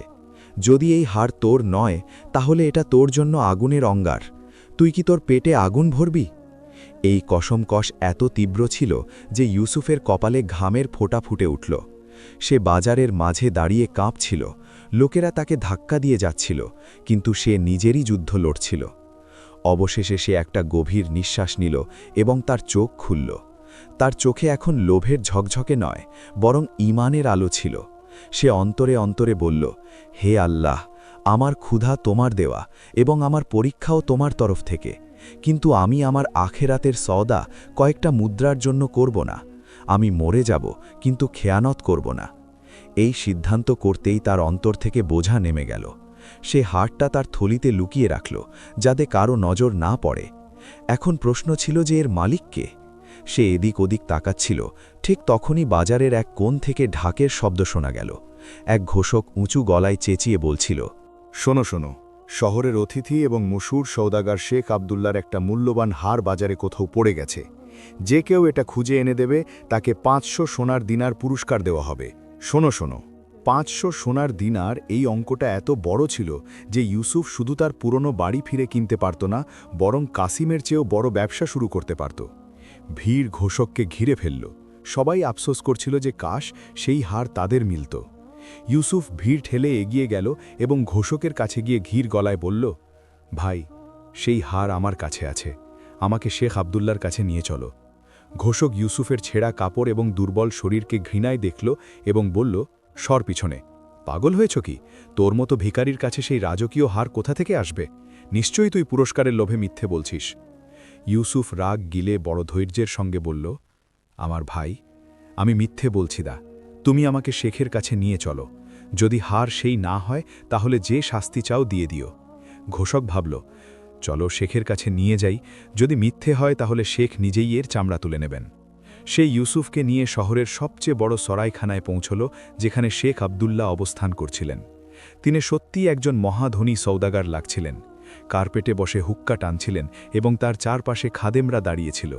যখন ইউসুফকে ভিতরে আনা হলো, তখন শেখ নাকের ওপর রুমাল রাখলেন, কারণ ইউসুফের কাপড় থেকে ঘাম এবং দারিদ্র্যের গন্ধ আসছিল। ঘোষক ঝুঁকে বলল, হুজুর, এই লোকটা বলছে যে হার তার কাছে আছে। শেখ বেদরকারি গলায় বললেন, দেখাও কোথায়। ইউসুফ তার নোংরা থলি খুলে সেই ঝকঝকে হার বের করে শেখের সামনে রাখল। হার দেখামাত্র শেখের চোখ আটকে গেল। তিনি তৎক্ষণাৎ হার তুললেন, সেটাকে ভালো করে দেখলেন এবং আনন্দে চেঁচিয়ে উঠলেন, বিল্লাহ, এটা সেই আমার পৈতৃক হার। তারপর তিনি অবাক হয়ে ইউসুফকে দেখলেন এবং জিজ্ঞাসা করলেন, তোমাকে এটা কোথায় মিলল? ইউসুফ বলল যে কিভাবে বাজারে এটা পড়ে থাকতে দেখেছে। শেখ আব্দুল্লাহ ইউসুফকে ওপর থেকে নিচ পর্যন্ত দেখলেন। তার অবস্থা বলছিল যে সে দানা দানার মুখাপেক্ষী। শেখ ভাবলেন যে কোনো সাধারণ মানুষ এটা বেচে তার দারিদ্র্য মিটিয়ে নিত। তিনি তার খাজাঞ্চিকে ইশারা করলেন এবং বললেন, এই ইমানদার লোককে 500 দিনার গুণে দিয়ে দাও। কিন্তু ইউসুফ থলে নেওয়ার বদলে এখন তার হাত পিছিয়ে নিল। শেখ অবাক হয়ে বললেন, কি কম লাগছে? চলো 100 আর নিয়ে নাও। ইউসুফ মাথা ঝুঁকিয়ে কিন্তু এক উঁচু সাহসের সঙ্গে জবাব দিল, হে শেখ, আমি মাফ চাইছি, কিন্তু আমি এই পুরস্কার নিতে পারব না। ঘরে উপস্থিত প্রত্যেক ব্যক্তি স্তব্ধ হয়ে গেল। শেখ জিজ্ঞাসা করলেন, কেন? তোমার অবস্থা দেখে তো মনে হচ্ছে তোমার এর খুব দরকার, তাহলে কেন প্রত্যাখ্যান করছ? ইউসুফ বলল, নিশ্চয়ই আমি অভাবগ্রস্ত। আজ আমার ঘরে খাবার একটা রুটির টুকরোও নেই এবং আমার স্ত্রী অসুস্থ। কিন্তু আমি এই হার পুরস্কারের লোভে তুলিনি। এটা আমানত ছিল এবং আমানত মালিকের কাছে পৌঁছনো প্রত্যেক মুসলমানের ফরজ। যদি আমি এই ফরজের মূল্য নিয়ে নিই তাহলে আমার আল্লাহর সঙ্গে সওদা খারাপ হয়ে যাবে। আমি এই কাজ আমার রবকে খুশি করার জন্য করেছি এবং তিনি আমাকে এর ভালো প্রতিদান দেবেন, চাই দুনিয়ায় বা আখিরাতে। শেখ আব্দুল্লাহ স্তব্ধ হয়ে ইউসুফের চেহারা দেখতে থাকলেন। তিনি জীবনে বড় বড় সওদাগার দেখেছেন, কিন্তু এমন ধনী ফকির প্রথমবার দেখলেন। শেখের চোখে সম্মানের ভাব উঠে এলো। তিনি বললেন, সুবহান আল্লাহ, আজ তুমি আমাকে শিখিয়েছ যে আসল সম্পদ সোনার উপরে নয়, বরং অন্তরের ধনে। ইউসুফ সালাম করে সেখান থেকে খালি হাতে বেরিয়ে এলো। বাইরে এসে সে আবার সেই পুরনো ক্ষুধা এবং দুর্বলতা অনুভব করল। শয়তান আবার ওয়াসওয়াসা দিল, বোকা, হাতে আসা সম্পদ ঠেলে দিলি, এখন যা এবং তোর স্ত্রীকে ক্ষুধায় মরতে দেখ। কিন্তু ইউসুফের অন্তর এক অদ্ভুত শান্তি এবং ঠান্ডায় ভরা ছিল। তার মনে হচ্ছিল যে আজ সে সবচেয়ে বড় যুদ্ধ জিতে ফেলেছে। সে খালি হাতে বাড়ি পৌঁছাল। জাইনাব দরজায় অপেক্ষা করছিল। সে ইউসুফের খালি হাত দেখে বুঝল যে আজও কিছু মিলল না। কিন্তু যখন ইউসুফ তাকে পুরো ঘটনা বলল যে কিভাবে সে 500 দিনার প্রত্যাখ্যান করেছে যাতে হারাম থেকে বাঁচতে পারে, তখন জাইনাব যা করল সেটা অবাক করা ছিল। সে ক্ষুধার্ত এবং অসুস্থ হওয়া সত্ত্বেও হাসল এবং ইউসুফের হাত চুম্বন করল। সে বলল, ইউসুফ, আমি আপনার উপর গর্ব করি। যদি আপনি সেই টাকা নিয়ে আসতেন তাহলে হয়তো আমাদের পেট ভরত, কিন্তু আমাদের ঈমান মরে যেত। আমাদের আল্লাহর উপর ভরসা রাখতে হবে, তিনি আমাদের ত্যাগ করবেন না। সেই রাতে তাদের ঘরে আবার অনাহার ছিল। অন্ধকার গভীর ছিল, পেটে ক্ষুধার আগুন ছিল, কিন্তু অন্তরে নূর ছিল। দুই স্বামী স্ত্রী পানি খেয়ে শুকরিয়া আদায় করল এবং শুতে চেষ্টা করতে লাগল। কিন্তু কপাল এখনও থামেনি। আধারাতের সময়ে যখন পুরো বসরা ঘুমাচ্ছিল, হঠাৎ ইউসুফের দরজায় জোরে জোরে টোকা পড়ল। এত রাতে কে হতে পারে? কি ঋণদাতারা এখন প্রাণ নিতে এসেছে, নাকি কাসিম নতুন কোনো চাল চলেছে? ইউসুফ ভয়ে দরজা খুলল তো দেখল যে বাইরে সেই শেখ আব্দুল্লার চাকররা দাঁড়িয়ে আছে এবং তাদের সঙ্গে রাজকীয় পোশাকে এক বৃদ্ধ ব্যক্তি, যে শহরের কাজই লাগছিল, এবং তাদের পিছনে মশালের আলোয় আরও কিছু লোকও ছিল। ইউসুফের অন্তর ধরফর করতে লাগল। কি তার ওপর চুরির অভিযোগ লাগানো হয়েছে? শেখের চাকর এগিয়ে এসে বলল, ইউসুফ ইবনে আহমদ, তোমাকে তৎক্ষণাৎ দরবারে তলব করা হয়েছে। ইউসুফ জিজ্ঞাসা করল, কেন, আমি কি করেছি? তো জবাব মিলল, প্রশ্ন করো না, শুধু সঙ্গে চলো। ইউসুফ ঘুরে জাইনাবকে দেখল যে ভয় পেয়ে গিয়েছিল। ইউসুফ তাকে সান্ত্বনা দিল এবং বলল, আল্লাহ মালিক, এবং তাদের সঙ্গে চলে গেল। রাস্তায় এসে ভাবতে থাকল যে সম্ভবত শেখ ভেবেছেন যে আমি হার থেকে কোনো হীরা বের করে নিয়েছি, তাই আমাকে ধরিয়ে দিয়েছেন। কিন্তু যখন সে সেখানে পৌঁছাল তখন দৃশ্য অন্যরকম ছিল। এটা শেখের তাঁবু নয়, বরং বসরার গভর্নরের প্রাসাদ ছিল। ইউসুফ অবাক হল যে কথা গভর্নর পর্যন্ত কি করে পৌঁছাল। ভিতরে প্রাসাদে আলো জলজল করছিল এবং সামনে সিংহাসনে গভর্নর বসেছিলেন এবং তার পাশে শেখ আব্দুল্লাহ বসে হাসছিলেন। গভর্নর ইউসুফকে দেখে দাঁড়িয়ে উঠলেন। এটা ছিল এক অসাধারণ সম্মান। গভর্নর বললেন, এসো ইউসুফ, আমরা কতক্ষণ থেকে তোমার অপেক্ষা করছি। ইউসুফ ভক্তিভরে সালাম করল। গভর্নর বললেন, শেখ আব্দুল্লাহ আমার পুরনো বন্ধু। তারা আমাকে বলেছেন যে আজ তুমি কি করেছ। এই যুগে যখন লোকেরা টাকার জন্য নিজের ভাইয়ের গলা কাটে, তুমি ক্ষুধার্ত থেকেও এত বড় অঙ্ক প্রত্যাখ্যান করেছ। ইউসুফ চুপ করে রইল। গভর্নর আরও বললেন, আসলে শেখ আবদুল্লাহ এখানে এক বিশেষ উদ্দেশ্য নিয়ে এসেছিলেন।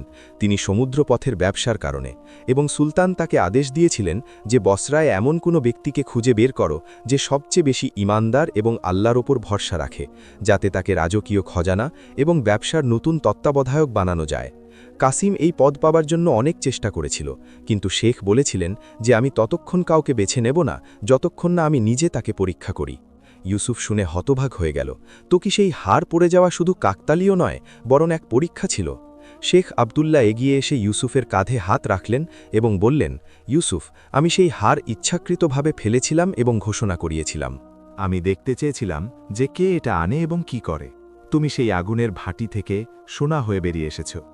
আজ থেকে তুমি সুলতানের তরফ থেকে বসরার সমস্ত সমুদ্রপথের ব্যবসার তত্ত্বাবধায়ক নিযুক্ত হলে, এবং তোমার বেতন এবং বাসস্থানের ব্যবস্থা রাজকীয় খজানা থেকে হবে। ইউসুফের কানে বিশ্বাস হচ্ছিল না। এই সেই আল্লাহ যিনি সকালে তার থেকে একটা টুকরো ছিনিয়ে নিয়েছিলেন, যাতে সন্ধ্যায় পুরো থালা দিতে পারেন। গভর্নর আদেশ দিলেন, এক্ষুনি রাজকীয় হেকিমকে ইউসুফের বাড়ি পাঠানো হোক, যাতে তার স্ত্রীর চিকিৎসা করেন, এবং ইউসুফের পুরনো বাড়ি কাসিমের কাছ থেকে ফিরিয়ে নিয়ে ইউসুফের নামে করা হোক, কারণ কাসিম প্রতারণা করে সে নিলাম জিতেছিল। এটা শুনে ইউসুফের চোখ থেকে ঝরঝর করে অশ্রু বয়ে গেল। সে সেখানেই সিজদায় পড়ে গেল এবং কাঁদতে থাকল, তোমার শুকরিয়া আমার মালিক, তোমার শুকরিয়া। প্রাসাদের দরবারিরাও এই দৃশ্য দেখে চোখ ভিজিয়ে ফেলল। কিন্তু গল্প এখনও শেষ হয়নি, কারণ যখন ইউসুফ রাজকীয় বাহনে বসে নতুন পোশাক এবং সম্মান নিয়ে তার পাড়ায় ফিরে পৌঁছল, তখন সকাল হয়ে গিয়েছিল। লোকেরা যারা কাল পর্যন্ত তাকে পাগল বলতো, আজ তার বাহনের সামনে ঝুঁকে পড়ছিল। কিন্তু ইউসুফের নজর প্রথমে সেই কাসিমের ওপর পড়ল, যে ভিড়ে দাঁড়িয়ে কাঁপছিল, কারণ তার খবর হয়ে গিয়েছিল যে তার খারাপ সময় শুরু হয়ে গেছে। ইউসুফ বাহন থেকে নেমে সোজা কাসিমের দিকে এগিয়ে গেল।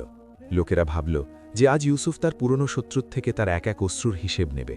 কাসিম ভয়ে তার চোখ বন্ধ করে নিল, কিন্তু ইউসুফ যা করল সেটা সবাইকে কাঁদিয়ে দিল। ইউসুফ বাহন থেকে নেমে কাসিমের সামনে দাঁড়াল এবং পুরো বাজার নিঃশ্বাস রোধ করে তামাশা দেখছিল। প্রত্যেক ব্যক্তির মনে এই চিন্তাই ছিল যে এখন ইউসুফ তার পুরনো শত্রুর থেকে তার এক এক অশ্রুর হিসেব নেবে। কাসিমের চেহারা মৃত্যুর মতো সাদা হয়ে গিয়েছিল, এবং তার পায়ে এত শক্তিও ছিল না যে সে পালাতে পারে। সে তার চোখ বন্ধ করে নিল এবং মাথা ঝুঁকিয়ে দিল, যেন সে তলোয়ারের আঘাতের অপেক্ষা করছে। ইউসুফ তার হাত তুলল। লোকেরা ভয় পেয়ে গেল, কিন্তু সেই হাত কাসিমের গালে চড় হয়ে নয়, বরং তার কাঁধে এক বন্ধুর মতো পড়ল। কাসিম ঝটকায় চোখ খুলল এবং অবাক হয়ে ইউসুফকে দেখল। ইউসুফের চেহারায় না তো রাগ ছিল এবং না বিজয়ের অহংকার, বরং সেই পুরনো নরমতা এবং নম্রতা ছিল। ইউসুফ ভারী গলায় বলল, কাসিম, মাথা তুলো। আজ আমি তোমার থেকে প্রতিশোধ নিতে আসিনি। তোমার কি মনে হয় যে আমি সেই সত্তার দেওয়া সম্মানকে আমার ব্যক্তিগত প্রতিশোধের জন্য ব্যবহার করব? যদি আমি তোমাকে অপমান করি, তাহলে আমার এবং তোমার মধ্যে কি পার্থক্য থাকবে? কাসিমের ঠোঁট কাঁপল, কিন্তু কণ্ঠস্বর বেরোল না। ইউসুফ আরও বলল, যাও কাসিম, আমি তোমাকে মাফ করে দিলাম, এবং সাক্ষী থাকো হে বসরাবাসীরা, আজকের পর থেকে কেউ কাসিমকে তার অতীতের জন্য তানা দেবে না। এই কথা শুনে কাসিম, যাকে পাথরের অন্তর বলা হতো, মোমের মতো গলে গেল। সে ফুপিয়ে খুপিয়ে কাঁদতে লাগল এবং ইউসুফের পায়ে পড়তে চেষ্টা করল, কিন্তু ইউসুফ তাকে ধরে ফেলল এবং জড়িয়ে ধরল। এই দৃশ্য দেখে লোকদের চোখও ভিজে গেল। সেই লোকেরা যারা তামাশা দেখতে এসেছিল এখন ইউসুফের পক্ষে স্লোগান দিচ্ছিল। ইউসুফ কাসিমের কানে বলল, ভাই, মাফ আমার থেকে নয়, সেই রবের থেকে চাও যার সৃষ্টিকে তুমি কষ্ট দিয়েছ। তিনি বড় ক্ষমাশীল, দয়ালু। তারপর ইউসুফ সেখান থেকে সোজা তার পুরনো বাড়ির দিকে রওনা হল। সেই বাড়ি যা কাল পর্যন্ত কাসিমের সম্পত্তি হয়ে গিয়েছিল, আজ আবার ইউসুফের হয়ে গেল। দরজায় পৌঁছে সে দেখল যে রাজকীয় হেকিম এবং খাদেমরা আগেই সেখানে উপস্থিত ছিল। ভিতরে গিয়ে যখন সে জায়নাবকে দেখল, তখন তার অন্তর ভরে এলো। জায়নাব এখনও দুর্বল ছিল, কিন্তু তার চেহারায় শান্তি ছিল। হেকিম ভক্তিভরে বলল, হুজুর, চিন্তার কোনো কথা নেই। অসুস্থতা ক্ষুধা এবং দুর্বলতার কারণে ছিল। রাজকীয় ওষুধ খাওয়া থেকে উত্তম খাবার এবং ওষুধের ব্যবস্থা করে দেওয়া হয়েছে। কয়েকদিনের মধ্যে বিলকুল সুস্থ হয়ে যাবেন। ইউসুফ জায়নাবের হাত ধরল। জায়নাব হাসতে হাসতে বলল, মুবারক হো, শুনেছি আপনাকে বড় দায়িত্ব মিলেছে। ইউসুফ গম্ভীরভাবে জবাব দিল, মুবারকবাদ দিও না জায়নাব, দোয়া করো। আগে আমাদের উপর দারিদ্র্যের পরীক্ষা ছিল, এখন ক্ষমতার পরীক্ষা, এবং এটা আগেরটার চেয়ে বেশি বিপজ্জনক, কারণ দারিদ্র্যে মানুষ আল্লাহকে স্মরণ করে, কিন্তু ক্ষমতায় সে ফিরাউন হয়ে যেতে পারে। জায়নাব তার ভয়ার্ত হাতের উপর নিজের হাত রেখে বলল, যে ঝড়ে নিজের ঈমান বেচেনি সে সিংহাসনে বসেও বিপথে যাবে না ইনশাআল্লাহ। পরের দিন থেকেই ইউসুফ তার নতুন দায়িত্ব সামলাতে লাগল। সে বন্দরে তৈরি রাজকীয় অফিসে বসতে লাগল, কিন্তু সে রেওয়াজ বদলে দিল। আগের তত্ত্বাবধায়করা রেশমি পর্দার পিছনে বসত এবং সাধারণ মানুষ তাদের কাছে পৌঁছাতে পারত না। ইউসুফ আদেশ দিল যে অফিসের দরজা সবার জন্য খুলে দেওয়া হোক, ছোট সওদাগর হোক বা বড় ধনী, একের পর এক আসবে। সে প্রথমে সেই দুর্নীতিগ্রস্ত কর্মকর্তাদের ছাঁটাই করল যারা ঘুষ নিয়ে ভুল মাল আসতে দিত। বসরার ব্যবসায় এক নতুন যুগ শুরু হল। ইউসুফ নিজে জাহাজে গিয়ে মাল পরীক্ষা করত। সে দেখত যে কোথাও ওজনে কমতি তো করা হচ্ছে না, কোথাও খারাপ শস্য তো বেচা হচ্ছে না। সে ঘোষণা করালো যদি কোনো মজুরের মজুরি ঘাম শুকোনোর আগে না দেওয়া হয় তাহলে সওদাগরের মাল জব্দ করে নেওয়া হবে। এই কঠোরতার ফল এই হল যে বড় বড় জালিম সওদাগররা, যারা আগে গরিবদের রক্ত চুষত, এখন ইউসুফের নামে কাঁপত। কাসিমও তার জীবন বদলে ফেলেছিল। সে এখন ব্যবসা করত, কিন্তু ইমানদারি দিয়ে, এবং প্রায়ই ইউসুফের কাছে এসে মাসোয়ারা নিত। কিন্তু বলে তো যে শয়তান কখনো শান্তিতে বসে না। যখন সোজা পথ থেকে আক্রমণ ব্যর্থ হয় তখন সে আপনজনের মাধ্যমে আঘাত করে। ইউসুফের এই ন্যায় এবং ইনসাফের আলোচনা দূর দূরান্ত পর্যন্ত ছড়িয়ে গিয়েছিল। সুলতানও খুশি ছিলেন যে খাজানা ভরছে, কারণ চুরি বন্ধ হয়ে গিয়েছিল। কিন্তু প্রাসাদের ভিতরে কিছু এমন লোক ছিল যাদের ইউসুফের এই ইমানদারি চোখে বিঁধছিল, বিশেষ করে গভর্নরের নিজের ছোট ভাই, যার নাম ছিল মনসুর। মনসুর এক অমিতব্যয়ী এবং বিগড়ে যাওয়া ব্যক্তি ছিল, যে তার ভাইয়ের পদমর্যাদার সুবিধা নিয়ে সমুদ্র থেকে আসা মূল্যবান ঘোড়া এবং মদের চোরা কারবার করত।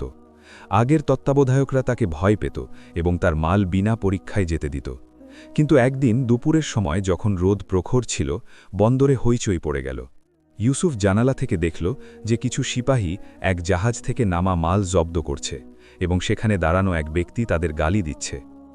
ইউসুফ নিচে নেমে এলো এবং ভিড় সরিয়ে সেখানে পৌঁছল।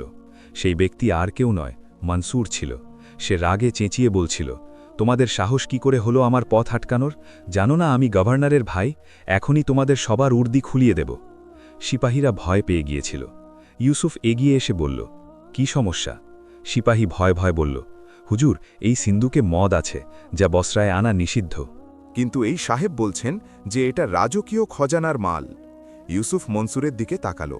মনসুর ঘৃণায় ইউসুফকে দেখল এবং বলল, ও কালকের ফকির, তুই আমাকে আইন শেখাবি?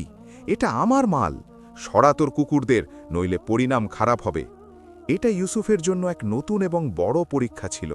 একদিকে আল্লাহর আইন এবং তার কর্তব্য ছিল, এবং অন্যদিকে সেই গভর্নর যিনি তাকে এই সম্মান দিয়েছিলেন এবং যার এটা সগ ভাই ছিল। যদি সে মনসুরকে আটকায় তাহলে গভর্নর রাগ করতে পারেন এবং সম্ভবত তার চাকরিও চলে যেতে পারে, এবং যদি ছেড়ে দেয় তাহলে সেটা খেয়ানত হবে। পুরো বাজার দেখছিল যে নতুন তত্ত্বাবধায়ক এখন কি করবে। কি এখন সেও ক্ষমতার সামনে ঝুঁটে পড়বে?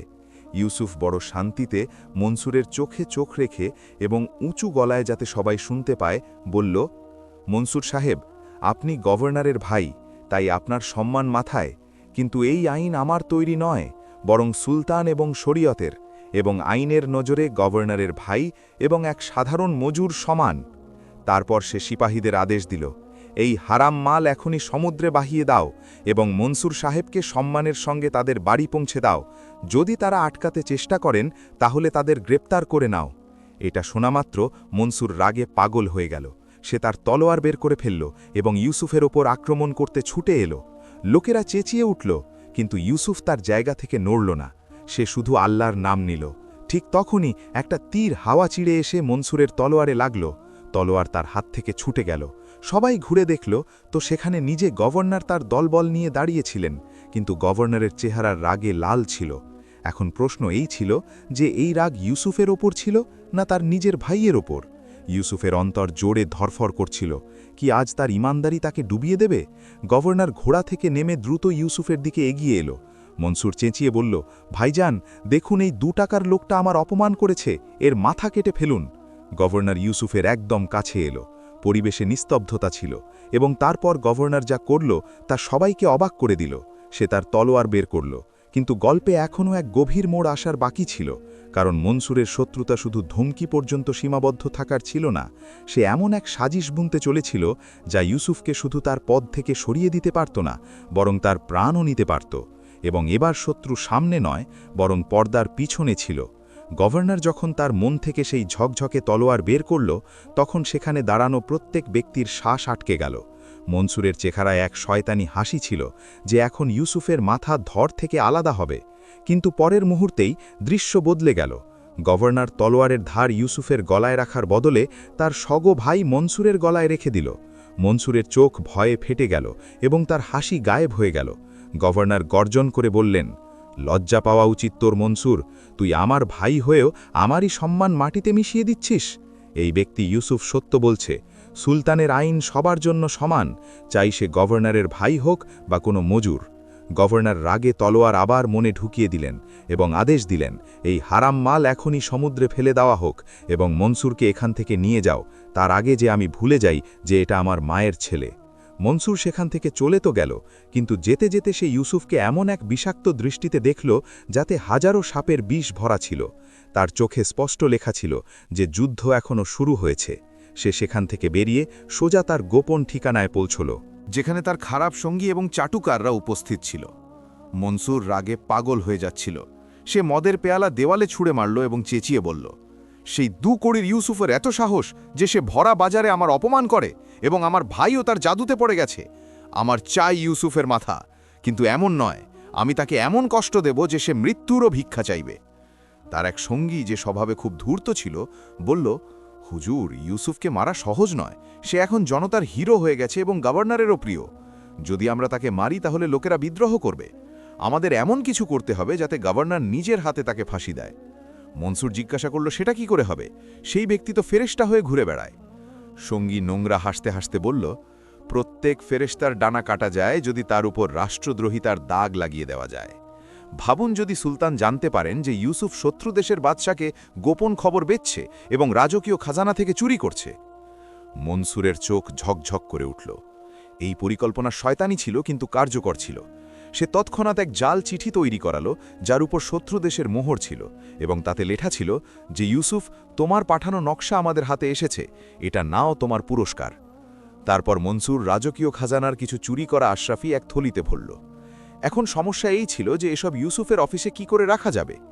ইউসুফের অফিস সবসময় বন্ধ থাকত এবং সে নিজে চাবি রাখত, কিন্তু বলে তো যে ঘরের শত্রু লঙ্কা ধ্বংস করে। ইউসুফের অফিসের এক পুরনো ঝাড়ুদার কর্মচারী ছিল, যাকে মনসুর ভয় দেখিয়ে এবং টাকার লোভ দেখিয়ে নিজের সঙ্গে যোগ করে নিয়েছিল। রাতের অন্ধকারে যখন ইউসুফ তার বাড়িতে জাইনাবের সঙ্গে শান্তির ঘুমে ঘুমাচ্ছিল, এই সাজিশ তার কাজ করছিল। সেই কর্মচারী নকল চাবি দিয়ে অফিস খুলল এবং সেই জাল চিঠি এবং আশরাফির থলি ইউসুফের ব্যক্তিগত সিন্দুকের সবচেয়ে নিচে লুকিয়ে রাখল। সকাল হলো তো ইউসুফ যথারীতি বিসমিল্লাহ পড়ে তার কাজে পৌঁছল। সে অজন্তে ছিল যে আজ তার ভাগ্যে কি লেখা আছে। সে এখনও হিসাব নিকাশ দেখছিল, ঠিক তখনই বাইরে ঘোড়ার টকবক শব্দ হলো। দরজা জোরে খুলে গেল এবং গভর্নর তার সিপাহীদের সঙ্গে ভিতরে প্রবেশ করলেন। কিন্তু আজ গভর্নরের চেহারায় নরমতা নয়, বরং রাগ এবং দুঃখ ছিল, এবং তার পিছনে মনসুর দাঁড়িয়েছিল যে ধূর্ততায় হাসছিল। ইউসুফ দাঁড়িয়ে ভক্তি ভরে সালাম করল, স্বাগত গভর্নর সাহেব। গভর্নর কঠিন লহজায় বললেন, ইউসুফ, আমি তোমার থেকে এটা আশা করিনি। এটাই কি সেই ইমানদারি যার কসম তুমি খেতে? ইউসুফ অবাক হয়ে গেল। হুজুর, আমি কিছু বুঝলাম না, অপরাধ কি হয়েছে? মনসুর মাঝে বলে উঠল, নাটক বন্ধ করো ইউসুফ। আমাদের কাছে পাক্কা খবর আছে যে তুমি শত্রু দেশের গুপ্তচর এবং আমাদের জাহাজের খবর তাদের বেচছ। ইউসুফ গভর্নরের চোখে চোখ রেখে বলল, এটা মিথ্যে। আমি আমার প্রাণ দিতে পারি, কিন্তু দেশের সঙ্গে বিশ্বাসঘাতকতা করতে পারি না। গভর্নর বললেন, আমাদের তোমার অফিসে তল্লাশি নিতে হবে। ইউসুফ পুরো শান্তিতে বলল, অবশ্যই নিন, আমার দামান পরিষ্কার। সিপাহীরা তল্লাশি শুরু করল। ফাইল উল্টে গেল, দেরাজ খোলা হলো, কিছু মিলল না। ইউসুফের চেহারায় শান্তি ছিল, আর মনসুরের কপালে ঘাম। অবশেষে মনসুর ইশারা করল, সেই সিন্দুক দেখো। সিপাহীরা সেই সিন্দুক খুলল, যাতে ইউসুফ তার প্রয়োজনীয় কাগজপত্র রাখত। সব জিনিস বাইরে বের করা হলো এবং শেষে সেই লাল রঙের থলি এবং সেই চিঠি বেরিয়ে এলো। ইউসুফের পায়ের নিচ থেকে মাটি সরে গেল। এটা কি করে হলো? সিপাহী থলি খুলল তো তাতে রাজকীয় খাজানার মোহর লাগানো আশরাফি ছিল, এবং যখন গভর্নর সেই চিঠি পড়লেন তখন তার চেহারা রাগে তেতে উঠল। তিনি সেই চিঠি ইউসুফের মুখে ছুঁড়ে মারলেন এবং চেঁচিয়ে বললেন, বিশ্বাসঘাতক! আমি তোকে আবর্জনার ঘর থেকে তুলে প্রাসাদে বসিয়েছিলাম এবং তুই আমারই পিঠে ছুরি মেরেছিস। শত্রুকে আমাদের পথ বলছিস যাতে সে আমাদের জাহাজ লোড করতে পারে। ইউসুফ সেই চিঠি দেখল। সে বুঝল যে এটা মনসুরের চাল। সে চেঁচিয়ে বলল, এটা সাজিশ, আমি এই চিঠি কখনো লিখিনি, এই সোনা আমার নয়, আমাকে ফাঁসানো হচ্ছে। কিন্তু প্রমাণ চেঁচিয়ে চেঁচিয়ে তার বিরুদ্ধে সাক্ষ্য দিচ্ছিল। মনসুর বলল, ভাইজান, দেখেছেন, এই লোকটা বাইরে থেকে অলি সেজে থাকে এবং ভিতরে সাপ। এর শাস্তি শুধু মৃত্যু। গভর্নরের অন্তর ভেঙে গিয়েছিল। তিনি ইউসুফকে দেখলেন এবং বললেন, ইউসুফ, আমি চাই যে এটা মিথ্যে হোক, কিন্তু আমার চোখ ধোঁকা খায় না। তুমি আমার ভরসা ভেঙেছ। তারপর তিনি সিপাহীদের আদেশ দিলেন, একে গ্রেফতার করো, একে কাল কোঠরিতে ঢোকাও। কাল দরবারে এর উপর বিচার হবে, এবং যদি অপরাধ প্রমাণিত হয় তাহলে সন্ধ্যার মধ্যে এর মাথা কেটে ফেলা হবে। সিপাহীরা ইউসুফের হাতে সেই শিকল পরিয়ে দিল যা চোর এবং ডাকাতদের পরানো হয়। তাকে ধাক্কা দিয়ে অফিস থেকে বাইরে বের করা হলো। পুরো বন্দর জমে গিয়েছিল। লোকেরা যারা কাল পর্যন্ত তাকে দোয়া দিত, আজ অবাক হয়ে দেখছিল। কেউ বলছিল, তবা তবা, চেহারা থেকে কত শরীফ লাগত। তো কেউ বলছিল, মানুষের কোনো ভরসা নেই। ইউসুফ মাথা ঝুঁকাল না। সে জানত যে সে নির্দোষ। সে মনসুরের দিকে তাকালো, যে তার জয়ে গর্বিত হয়েছিল। ইউসুফ ধীর গলায় বলল, মনসুর, তুমি মানুষকে ধোঁকা দিয়েছ, আল্লাহকে নয়। আমার উকিল তিনিই। ইউসুফকে টেনে হিচড়ে নিয়ে যাওয়া হলো এবং কেল্লার সবচেয়ে নিচে তৈরি অন্ধকার কাল কোঠরিতে ফেলে দেওয়া হলো। এই জায়গা দুর্গন্ধময় ছিল। এখানে সূর্যের আলো পৌঁছাত না। মাটিতে পোকা হামাগুড়ি দিচ্ছিল।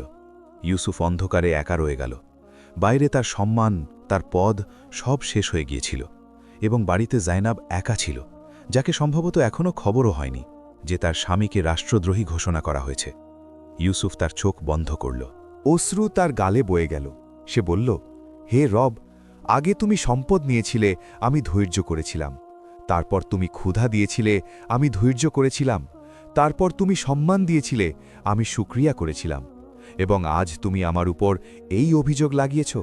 আমি জানি না এতে তোমার কি হেকমত, কিন্তু আমি তোমার দামন ছেড়ে দেব না। শুধু আমার জাইনাবের হেফাজত করো। ওদিকে মনসুর উৎসব করছিল। সে গভর্নরের কাছে বসে বলছিল, দেখেছেন ভাইজান, আমি বলতাম না যে এই নীচ লোকেরা কখনো বিশ্বস্ত হয় না। গভর্নর চুপ ছিলেন।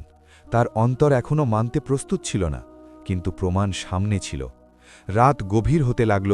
ইউসুফ জেলের ঠান্ডা মেঝেতে সিজদায় পড়েছিল। ঠিক তখনই জেলের আলোক বিবর থেকে একটা ছোট পাখি ভিতরে এসে ইউসুফের কাছে বসে চিচি করতে লাগল। ইউসুফ মাথা তুলে তাকে দেখল। কি এই পাখি কোনো বার্তা এনেছে, না এটাও শুধু এক তামাশা? কাল সকালে রায় হতে চলেছে, মৃত্যু না জীবন। কিন্তু ইউসুফ জানত না যে আল্লাহ তার নির্দোষতা প্রমাণ করার জন্য এমন এক সাক্ষী প্রস্তুত করেছেন যার কথা মনসুর স্বপ্নেও ভাবেনি। সকালের প্রথম রশ্মির সঙ্গে সঙ্গে বসরার রাজকীয় দুর্গের বড় দরজা খুলে গেল। কিন্তু আজ এই দরজা দিয়ে প্রবেশ করা হাওয়ায় তাজগি নয়, বরং এক অদ্ভুত ভারাক্রান্ততা ছিল। শহরের প্রত্যেক ছোট বড় ব্যক্তি দরবারে ছুটে যাচ্ছিল। সবার জিভে শুধু একটাই নাম ছিল, ইউসুফ ইবনে আহমদ। সেই ইউসুফ যে কাল পর্যন্ত তাদের মাসিহা ছিল এবং আজ রাষ্ট্রদ্রোহী শব্দে ভূষিত হচ্ছে। লোকদের অন্তরে সন্দেহের কাঁটা বিঁধেছিল। কেউ বলছিল যে সম্পদ এবং ক্ষমতা মানুষের মাথা খারাপ করে দেয়, যেখানে কিছু বয়স্কদের বিশ্বাস ছিল যে ইউসুফের মতো পবিত্র ব্যক্তি এমন ঘৃণ্য কাজ করতেই পারে না। নিশ্চয়ই দালে কিছু কালো আছে। ওদিকে কালকোঠরির গভীর অন্ধকারে ইউসুফ পুরো রাত চোখ পিটপিট করেনি। সে সিজদায় পড়ে তার রবের সঙ্গে ফিসফিস করতে থাকল। তার ঠোঁটে কোনো অভিযোগ ছিল না, বরং শুধু এই দোয়া ছিল, হে অন্তরের গোপন জানা, তুমি জানো যে আমি নির্দোষ। আমার সম্মান এখন তোমার হাতে। যদি আমার মৃত্যু আসে তাহলে এমন অবস্থায় না আসে যে লোকেরা আমাকে চোর এবং রাষ্ট্রদ্রোহী ভাবে, বরং হক প্রকাশ করে দাও, যাতে তোমার নাম উঁচু হয়। সিপাহী যখন তাকে নিতে এলো তখন তাদের আশা ছিল যে তারা ইউসুফকে কাঁদতে এবং গিড়গিড় করতে পাবে, কিন্তু যখন দরজা খুলল তখন তারা হতবাক হয়ে গেল। ইউসুফের চেহারায় এমন এক শান্ত আলো ছিল যেন সে কোনো রাজকীয় ভোজ থেকে বেরোচ্ছে। সে তার হাত এগিয়ে দিল এবং সিপাহীরা ভারী শিকল পরিয়ে দিল। যখন সে দরবারে প্রবেশ করল তখন সেখানকার দৃশ্য দেখার মতো ছিল। গভর্নর তার সিংহাসনে বসেছিলেন এবং তার চেহারা দুঃখ এবং রাগের ছবি হয়েছিল। তার ডান দিকে মনসুর বসেছিল, যে নতুন মূল্যবান পোশাক পরেছিল এবং তার চোখে জয়ের ঝকঝকে ছিল। মনসুর বারবার গভর্নরের কানে কিছু বলছিল, যাতে তার রাগ ঠান্ডা না হয়। দরবার খচখচে ভরা ছিল। শেখ আবদুল্লাও সেখানে উপস্থিত ছিলেন এবং তিনি অত্যন্ত চিন্তিত লাগছিলেন। তাদের নিজের চোখে বিশ্বাস হচ্ছিল না যে ইউসুফ এমন করতে পারে। কিন্তু প্রমাণ এত পাক্কা ছিল যে তিনিও চুপ ছিলেন। বিচার শুরু হল। রাজকীয় নকিব ঘোষণা করল, অভিযুক্ত ইউসুফ ইবনে আহমাদ হাজির হোক। ইউসুফকে কাঠগড়ায় আনা হল। গভর্নর ইউসুফের দিকে তাকিয়ে ভারী গলায় জিজ্ঞাসা করলেন, ইউসুফ, তোমার উপর শত্রু দেশের সঙ্গে ষড়যন্ত্র করা এবং রাজকীয় খাজানা থেকে চুরি করার অভিযোগ আছে, এবং তোমার অফিস থেকে উদ্ধার হওয়া চিঠি এবং সোনা এর প্রমাণ। তোমার কি নিজের পক্ষে কিছু বলার আছে? ইউসুফ মাথা তুলে গভর্নরকে দেখল এবং নরম লহজায় বলল, হুজুর, আমি শুধু এটুকু বলবো যে এই প্রমাণ মিথ্যে এবং এই সোনা আমার নয়। আমি সেই করেছি যা এক বিশ্বস্ত তত্ত্বাবধায়কের করা উচিত ছিল। বাকি রায় আপনার এবং আল্লাহর হাতে। মনসুর তার জায়গা থেকে উঠে চেঁচিয়ে বলল, মিথ্যে, এখনও মিথ্যে বলছে। ভাইজান, মানে গভর্নর সাহেব, এই ধূর্তের কথায় আসবেন না। চোর কখনো বলে না যে আমি চুরি করেছি। প্রমাণ উপস্থিত এবং আইন বলে যে রাষ্ট্রদ্রোহীর শাস্তি শুধু মৃত্যু। একে এক্ষুনি ফাঁসি দেওয়া হোক, যাতে অন্যরা শিক্ষা পায়। গভর্নর এক মুহূর্ত ভাবলেন। তার কাছে ইউসুফকে বাঁচানোর কোনো পথ বাকি ছিল না। তিনি কলম তুললেন যাতে ইউসুফের মৃত্যুর পরোয়ানায় স্বাক্ষর করতে পারেন। পুরো দরবারে নিস্তব্ধতা ছড়িয়ে পড়ল। লোকদের শ্বাস আটকে গেল। জাইনাব যে কোনো রকমে অসুস্থ অবস্থায় দরবারের শেষ কোণে পৌঁছেছিল। সে অজ্ঞান হওয়ার কাছাকাছি ছিল। মনসুরের আনন্দের ঠিকানা ছিল না। সে শুধু সেই মুহূর্তের অপেক্ষা করছিল যখন কলম কাগজ স্পর্শ করবে। কিন্তু ঠিক সেই সময় যখন গভর্নরের কলম কাগজ থেকে মাত্র এক সুতো দূরে ছিল, দরবারের দরজায় এক হইচই হল। থামো, এই রায় হতে পারে না। সবাই ঘুরে দেখল, শেখ আব্দুল্লাহ তার জায়গা থেকে দাঁড়িয়ে গিয়েছিলেন। তার কণ্ঠে এমন এক গর্জন ছিল যা সবাইকে কাঁপিয়ে দিল। গভর্নর হাত থামালেন এবং জিজ্ঞাসা করলেন, শেখ আব্দুল্লাহ, আপনি কি বলতে চান? শেখ আব্দুল্লাহ দ্রুত এগিয়ে এসে কাঠগড়ার কাছে এলেন। তিনি গভর্নরকে বললেন, হুজুর, আমি ইউসুফের জামিনদার। আমি একে এই পদের জন্য বেছে নিয়েছিলাম। যদি এ রাষ্ট্রদ্রোহী হয় তাহলে অপরাধী আমিও, কিন্তু রায় দেওয়ার আগে আমি সেই প্রমাণ একবার নিজের চোখে দেখতে চাই। মনসুর ঘাবড়ে গিয়ে বলল, এর কি দরকার? প্রমাণ তো কাল দেখা হয়ে গেছে। শেখ আব্দুল্লাহ মনসুরকে কঠিন দৃষ্টিতে দেখলেন এবং বললেন, চোরকে অন্ধকারে ভয় লাগে। মনসুর, যদি প্রমাণ সত্যি হয় তাহলে আলোয় আসতে ভয় কেন? গভর্নর অনুমতি দিলেন। ঠিক আছে, সেই থলি এবং চিঠি শেখের হাতে দেওয়া হোক। সিপাহী লাল রঙের সেই মখমলের থলি এবং চিঠি শেখের হাতে দিল। শেখ প্রথমে চিঠি শুঁকলেন, তারপর তাকে আলোয় ধরে দেখলেন এবং তারপর সেই থলি উল্টে পাল্টে দেখতে লাগলেন। হঠাৎ তার চোখ ঝকঝক করে উঠল। তিনি থলির ভিতরে হাত ঢুকিয়ে তাকে উল্টে দিলেন। থলির ভিতরের অংশে একটা ছোট্ট চিহ্ন ছিল যা বাইরে থেকে দেখা যেত না। শেখ আব্দুল্লাহর চেহারায় এমন এক হাসি এলো যেন তার কোনো হারানো খাজানা মিলে গেছে। তিনি ঘুরলেন এবং সোজা মনসুরের দিকে তাকালেন। মনসুরের কপালে ঘামের ফোঁটা ফুটে উঠল। সে বুঝতে পারছিল না যে সে কি দেখে ফেলেছেন। শেখ আব্দুল্লাহ গভর্নরের দিকে মুখ করলেন এবং থলি হাওয়ায় দোলালেন। তিনি উঁচু গলায় বললেন, গভর্নর সাহেব, এই থলি ইউসুফের অপরাধের নয়, বরং তার নির্দোষতার প্রমাণ। দরবারে গুঞ্জন শুরু হয়ে গেল। গভর্নর অবাক হয়ে জিজ্ঞাসা করলেন, সেটা কি করে শেখ? শেখ আব্দুল্লাহ বললেন, হুজুর, ভালো করে দেখুন, এটা রাজকীয় মোহর লাগানো থলি নয় যেমন মনসুর দাবি করেছিল, বরং এটা কান্দিল রেশমের তৈরি সেই বিশেষ থলি যা শুধু মিশরের সওদাগররা বানায়। এবং সবচেয়ে বড় কথা, তিনি থলির ভিতরের অংশ দেখালেন। এখানে দেখুন, এখানে সোনালি সুতোয় এম লেখা আছে। শেখ গভীর নিঃশ্বাস নিলেন এবং মনসুরের চোখে চোখ রেখে বললেন, মনসুর, তোমার কি মনে আছে গত বছর তোমার জন্মদিনে আমি তোমাকে একটা উপহার দিয়েছিলাম? এটা সেই থলি যাতে আমি তোমাকে অসাধারণ হীরা দিয়েছিলাম। এই থলি পুরো বসরায় শুধু একটাই ছিল এবং সেটা তোমার কাছে ছিল। তাহলে এটা ইউসুফের সিন্ধুকে কি করে পৌঁছল? কি ইউসুফ তোমার ঘরে চুরি করতে এসেছিল, না তুমি এই থলি নিজে সেখানে রেখেছিলে? মনসুরের রং উড়ে গেল। তার মুখ থেকে কণ্ঠস্বর বেরোচ্ছিল না। সে আটকে আটকে বলতে লাগল, এটা নয়, এটা ইউসুফ চুরি করেছে। গভর্নর এখন দাঁড়িয়ে গিয়েছিলেন। তার বোধগম্য হচ্ছিল পুরো ব্যাপারটা। তিনি মনসুরকে জিজ্ঞাসা করলেন, মনসুর, জবাব দাও, এই থলি তোমার কাছে ছিল, এটা সেখানে কি করে গেল? মনসুর এখনও কোনো মিথ্যে অজুহাত ভাবছিল। ঠিক তখনই ভিড় থেকে এক ব্যক্তি চেঁচিয়ে এগিয়ে এলো এবং শেখ আব্দুল্লাহর পায়ে পড়ে গেল। এটা সেই অফিসের ঝাড়ুদার কর্মচারী কালিম ছিল। সে ভয়ঙ্করভাবে কাঁপছিল এবং কাঁদছিল। সে ইউসুফের পা ধরে ফেলল এবং চেঁচিয়ে বলল, আমাকে মাফ করে দাও ইউসুফ ভাই, আমাকে মাফ করে দাও। আমি কয়েকটা মুদ্রার জন্য নিজের ঈমান বেচে দিয়েছিলাম। গভর্নর আদেশ দিলেন, একে তুলে নাও এবং বলো কি ব্যাপার। কালিম কাঁদতে কাঁদতে বলল, হুজুর, আমাকে মনসুর সাহেব 50টা সোনার মুদ্রা দিয়েছিলেন এবং বলেছিলেন যে যদি আমি এই থলি এবং চিঠি ইউসুফের সিন্ধুকে লুকিয়ে দিই তাহলে তিনি আমাকে আরও পুরস্কার দেবেন। তিনি আমাকে ধমক দিয়েছিলেন যে যদি আমি কাউকে বলি তাহলে তিনি আমার ছেলে মেয়েদের মেরে ফেলবেন। কিন্তু আজ যখন ইউসুফ ভাইয়ের মৃত্যুর আদেশ দেওয়া হচ্ছিল তখন আমার বিবেক আমাকে ভিতর থেকে কাটছিল। আমার মনে হলো যে আজ যদি আমি চুপ থাকি তাহলে কেয়ামতের দিন আল্লাহকে কি মুখ দেখাবো। কালিম তার পকেট থেকে সেই 50টা মুদ্রা বের করে মাটিতে ছুঁড়ে ফেলল। এটা সেই হারাম উপার্জন এখন দুধের দুধ এবং পানির পানি হয়ে গেছে। দরবারে নিস্তব্ধতা ছড়িয়ে পড়ল। প্রত্যেক দৃষ্টি এখন মনসুরের উপর ছিল। গভর্নরের রাগ এখন দেখার মতো ছিল। তার নিজের ভাই, যাকে সে সবসময় বাঁচিয়েছে, আজ এত নিচে নেমে গিয়েছিল যে এক নির্দোষ এবং ইমানদার লোকের প্রাণ নেওয়ার জন্য তৈরি ছিল।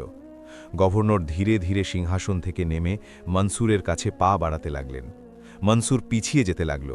ভাইজান, আমার কথা শুনুন, এসব মিথ্যে, এই শেখ এবং চাকর মিলে গেছে।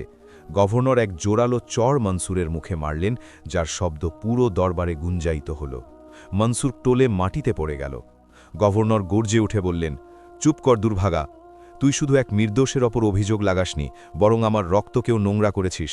আজ পর্যন্ত আমি তোর ভুলগুলোর ওপর পর্দা টানতাম, কিন্তু আজ তুই সীমা ছাড়িয়ে গেলি। গভর্নর সিপাহীদের আদেশ দিলেন, গ্রেফতার করো একে, এবং সেই শিকল যা ইউসুফকে পরানো হয়েছিল এখন এর হাত পায়ে পরিয়ে দাও। সিপাহীরা তৎক্ষণাৎ মনসুরকে চেপে ধরল। সেই মনসুর, যে এখনও কিছুক্ষণ আগে সিংহাসনের সমান বসেছিল, এখন ধুলো চাটছিল। গভর্নর ইউসুফের দিকে তাকালেন এবং নিজে এগিয়ে গিয়ে তার শিকল খুলে দিলেন। তিনি নিজের পাগড়ি খুলে ইউসুফের মাথায় রাখলেন, যা সম্মান দেওয়ার সবচেয়ে বড় উপায়, এবং ভারী গলায় বললেন, ইউসুফ, আমি লজ্জিত। আমি আমার চোখে আসা আবেগের পর্দার কারণে সত্য দেখিনি। আমাকে মাফ করে দাও। ইউসুফ হাসতে হাসতে বলল, হুজুর, মাফের কোনো দরকার নেই। হক অবশেষে প্রকাশিত হয়েইছে। এটা আল্লাহর নিয়ম যে তিনি কখনো তার বান্দাদের অপমানিত করেন না, শুধু পরীক্ষা নেন। ভিড় আল্লাহু আকবরের নারা দিতে লাগল। লোকেরা আনন্দে নেচে উঠল। জায়নাব কোণে দাঁড়িয়ে আল্লাহর শুকরিয়া আদায় করল এবং তার চোখ থেকে আনন্দের অশ্রু বইতে লাগল। কিন্তু ন্যায় এখনও অসম্পূর্ণ ছিল। মনসুরের শাস্তি বাকি ছিল। গভর্নর আবার সিংহাসনে বসে ঘোষণা করলেন, যেহেতু মনসুর রাষ্ট্রদ্রোহিতার মিথ্যে অভিযোগ লাগিয়েছে, চুরি করিয়েছে এবং আমার পদের অপব্যবহার করেছে, তাই এর শাস্তি এই যে একে পুরো শহরে মুখ কালো করে ঘোরানো হবে। এর সব সম্পত্তি জব্দ করে রাজকীয় খজানায় জমা করা হবে এবং একে 10 বছরের জন্য কারাগারে ঢোকানো হবে।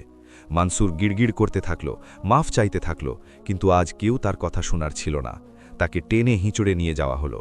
ইউসুফ শেখ আবদুল্লাহের হাত চুম্বন করল এবং বলল, শেখ, আপনি ফেরেশতা হয়ে এসেছেন। শেখ হাসতে হাসতে বললেন, বাবা, আমি ফেরেশতা নই, শুধু এক মাধ্যম। বাঁচানো তো উপরওয়ালা, যিনি আমার অন্তরে চিন্তা ঢুকিয়েছিলেন যে আমি সেই থলি ভালো করে দেখি। সন্ধ্যা পর্যন্ত খবর পুরো বসরা এবং আশপাশের এলাকায় ছড়িয়ে গেল। ইউসুফের সম্মান আগের চেয়ে দ্বিগুণ হয়ে গেল। লোকেরা দূর দূরান্ত থেকে তাকে দেখতে আসতে লাগল। কিন্তু ইউসুফ এই জয়ের উৎসব করল না। সে সোজা মসজিদে গেল এবং দীর্ঘক্ষণ সিজদায় পড়ে রইল। সে জানত যে এসব তার নিজের শক্তি নয়, বরং এটা সেই ভরসার ফল যা সে ঝড়ে, দারিদ্র্যে এবং জেলের অন্ধকার কোঠরিতে তার রবের ওপর অটুট রেখেছিল। পরের দিন সুলতানের বিশেষ বার্তা এলো। সুলতান যখন এই ঘটনার খবর পেলেন তখন তিনি ইউসুফের ব্যক্তিত্বে এত প্রভাবিত হলেন যে তিনি এক নতুন ফরমান জারি করলেন, এবং এই ফরমান ইউসুফের জীবনে আরেক নতুন মোড় আনতে চলেছিল। এক এমন মোড় যেখান থেকে সে শুধু বসরারই নয়, বরং পুরো সালতানাতের সবচেয়ে গুরুত্বপূর্ণ ব্যক্তি হয়ে উঠতে চলেছিল। কিন্তু কি ইউসুফ এই নতুন উচ্চতা এবং দায়িত্ব গ্রহণ করবে, না তার সাধারণ জীবনকে প্রাধান্য দেবে? গল্প এখন তার সমাপ্তির দিকে এগোচ্ছিল, যেখানে ইউসুফকে তার শেষ এবং সবচেয়ে বড় সিদ্ধান্ত নিতে হবে।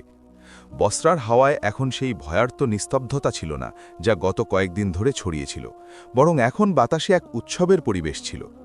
সুলতানের বিশেষ বার্তা নিয়ে আসা রাজকীয় দূত যখন শহরের দরজা দিয়ে প্রবেশ করল, তখন তার সঙ্গে হাতি, ঘোড়া এবং সিপাহীদের এক বড় বাহিনী ছিল। এটা সেই রাজকীয় শান এবং শৌর্য ছিল যা বসরাবাসীরা সম্ভবত কখনো দেখেনি। লোকেরা ছাদে উঠে এই দৃশ্য দেখছিল এবং নিজেদের মধ্যে বলছিল, দেখো, এই সেই ইউসুফ যাকে কাল পর্যন্ত কেউ কাজ দিতে প্রস্তুত ছিল না, এবং আজ সুলতান নিজে তার দরজায় টোকা দিচ্ছেন। দূত সোজা গভর্নরের প্রাসাদে নয়, বরং ইউসুফের সেই সাধারণ অফিসের দিকে গেল, যেখানে এখন ইউসুফ আবার বসতে শুরু করেছে। ইউসুফ বাইরে এসে দূতের স্বাগত করল। দূত ঝুঁকে সালাম করল এবং এক সোনালি নল থেকে ঝকঝকে রাজকীয় ফরমান বের করল।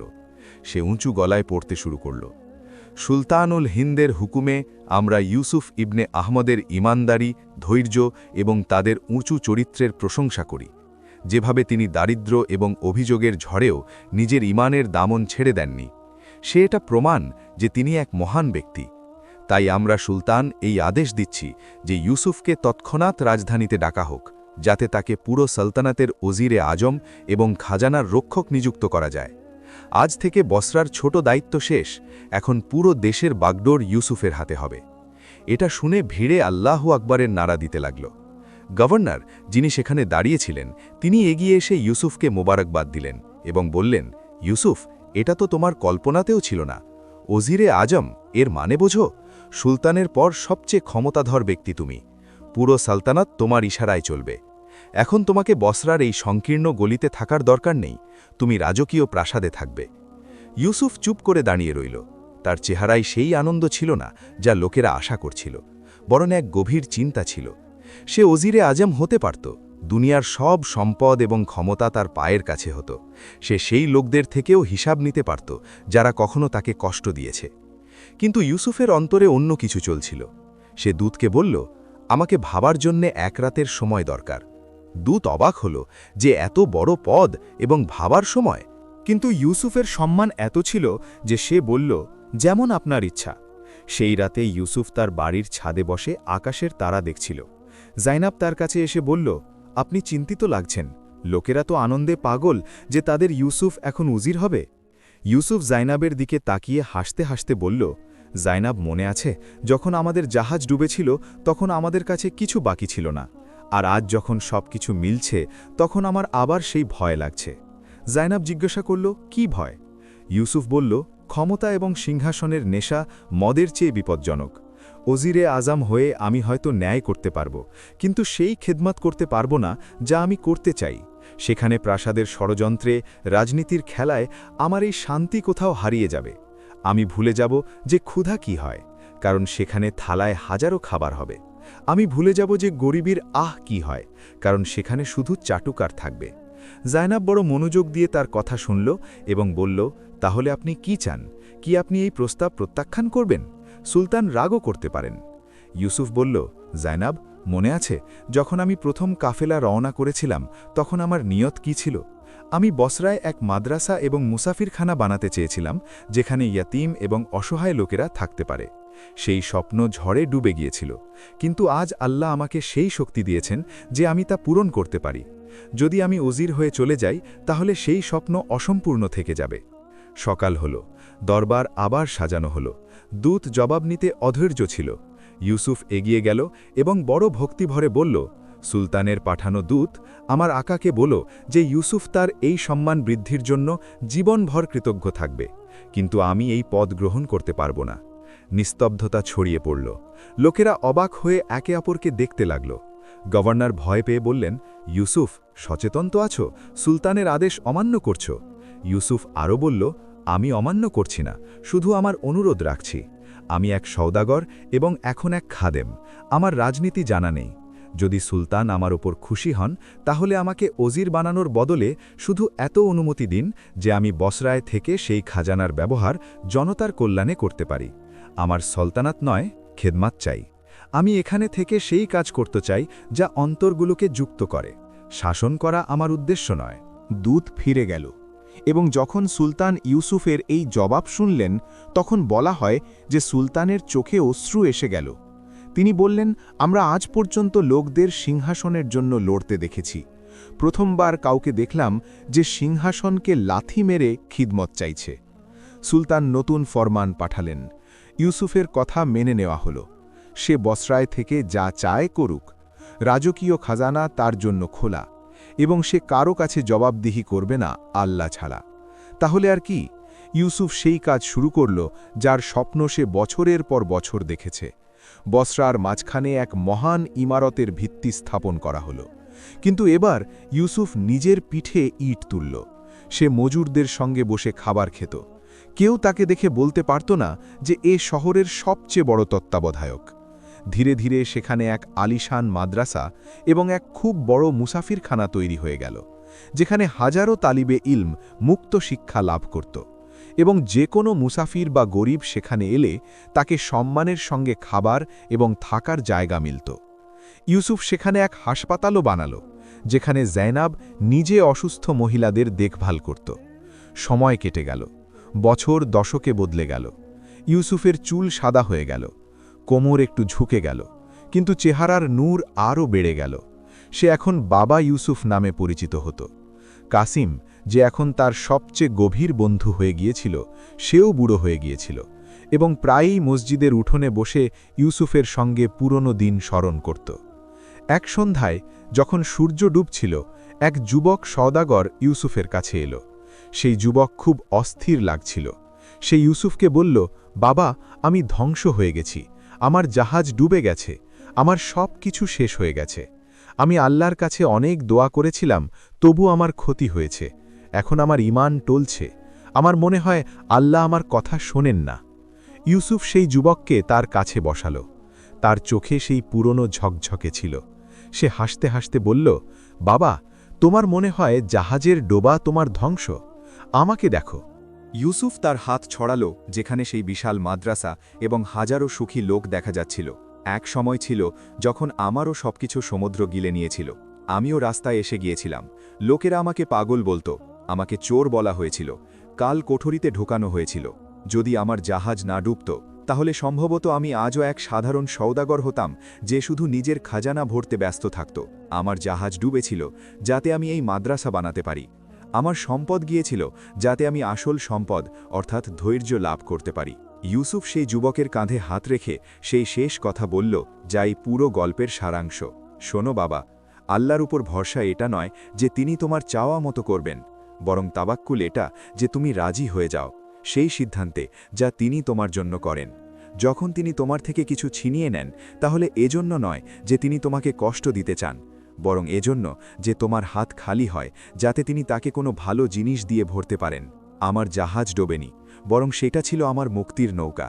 যদি সেটা না ডুবত, তাহলে আমি ডুবে যেতাম নিজের অহংকারে, নিজের সম্পদে। মনে রেখো, ঈমানের শক্তি এটা যে যখন সব দরজা বন্ধ হয়ে যায়, তখনও তোমার অন্তর বলে যে আমার রব অবশ্যই কোনো না কোনো পথ বের করে দেবেন। যুবক যখন ইউসুফের এই কথা শুনল এবং তার জীবনের কাহিনীতে মনোযোগ দিল, তখন তার অন্তর শান্তিতে ভরে গেল। তার বোধগম্য হল যে এই ক্ষতি শেষ নয়, বরং এক নতুন শুরু। ইউসুফের সেই গল্প, যা ঝড় থেকে শুরু হয়েছিল, এখন বসরার মাটিতে এমন এক ক্ষমা হয়ে জ্বলছিল যা আগত অনেক প্রজন্মকে আলো দেবে। কয়েক বছর পর যখন ইউসুফের ইন্তেকাল হল, তখন জানা যায় এত ভিড় ছিল যে বসরার তীর পর্যন্ত শুধু মানুষের মাথা দেখা যাচ্ছিল। ধনী, গরিব, সুলতান, ফকির সবাই কাঁদছিল। তাকে মাটিতে দাফন করা হলো, কিন্তু তার বার্তা জীবিত রইল। শিক্ষা: মানুষ পরিকল্পনা করে এবং আল্লাহ ভাগ্য লেখেন, এবং সবচেয়ে ভালো পরিকল্পনাকারী তিনি। তাবাক্কুলের মানে হাতে হাত রেখে বসে থাকা নয়, বরং পুরো চেষ্টা করার পর ফলাফল আল্লাহর উপর ছেড়ে দেওয়া। এবং প্রত্যেক অবস্থায়, চাই সেটা ধনী হোক বা দরিদ্র, সম্মান হোক বা অপমান, তার শুকরিয়া আদায় করা। যে আল্লাহর জন্য ঝুঁকে পড়ে, আল্লাহ তাকে দুনিয়ার সামনে তুলে দেন।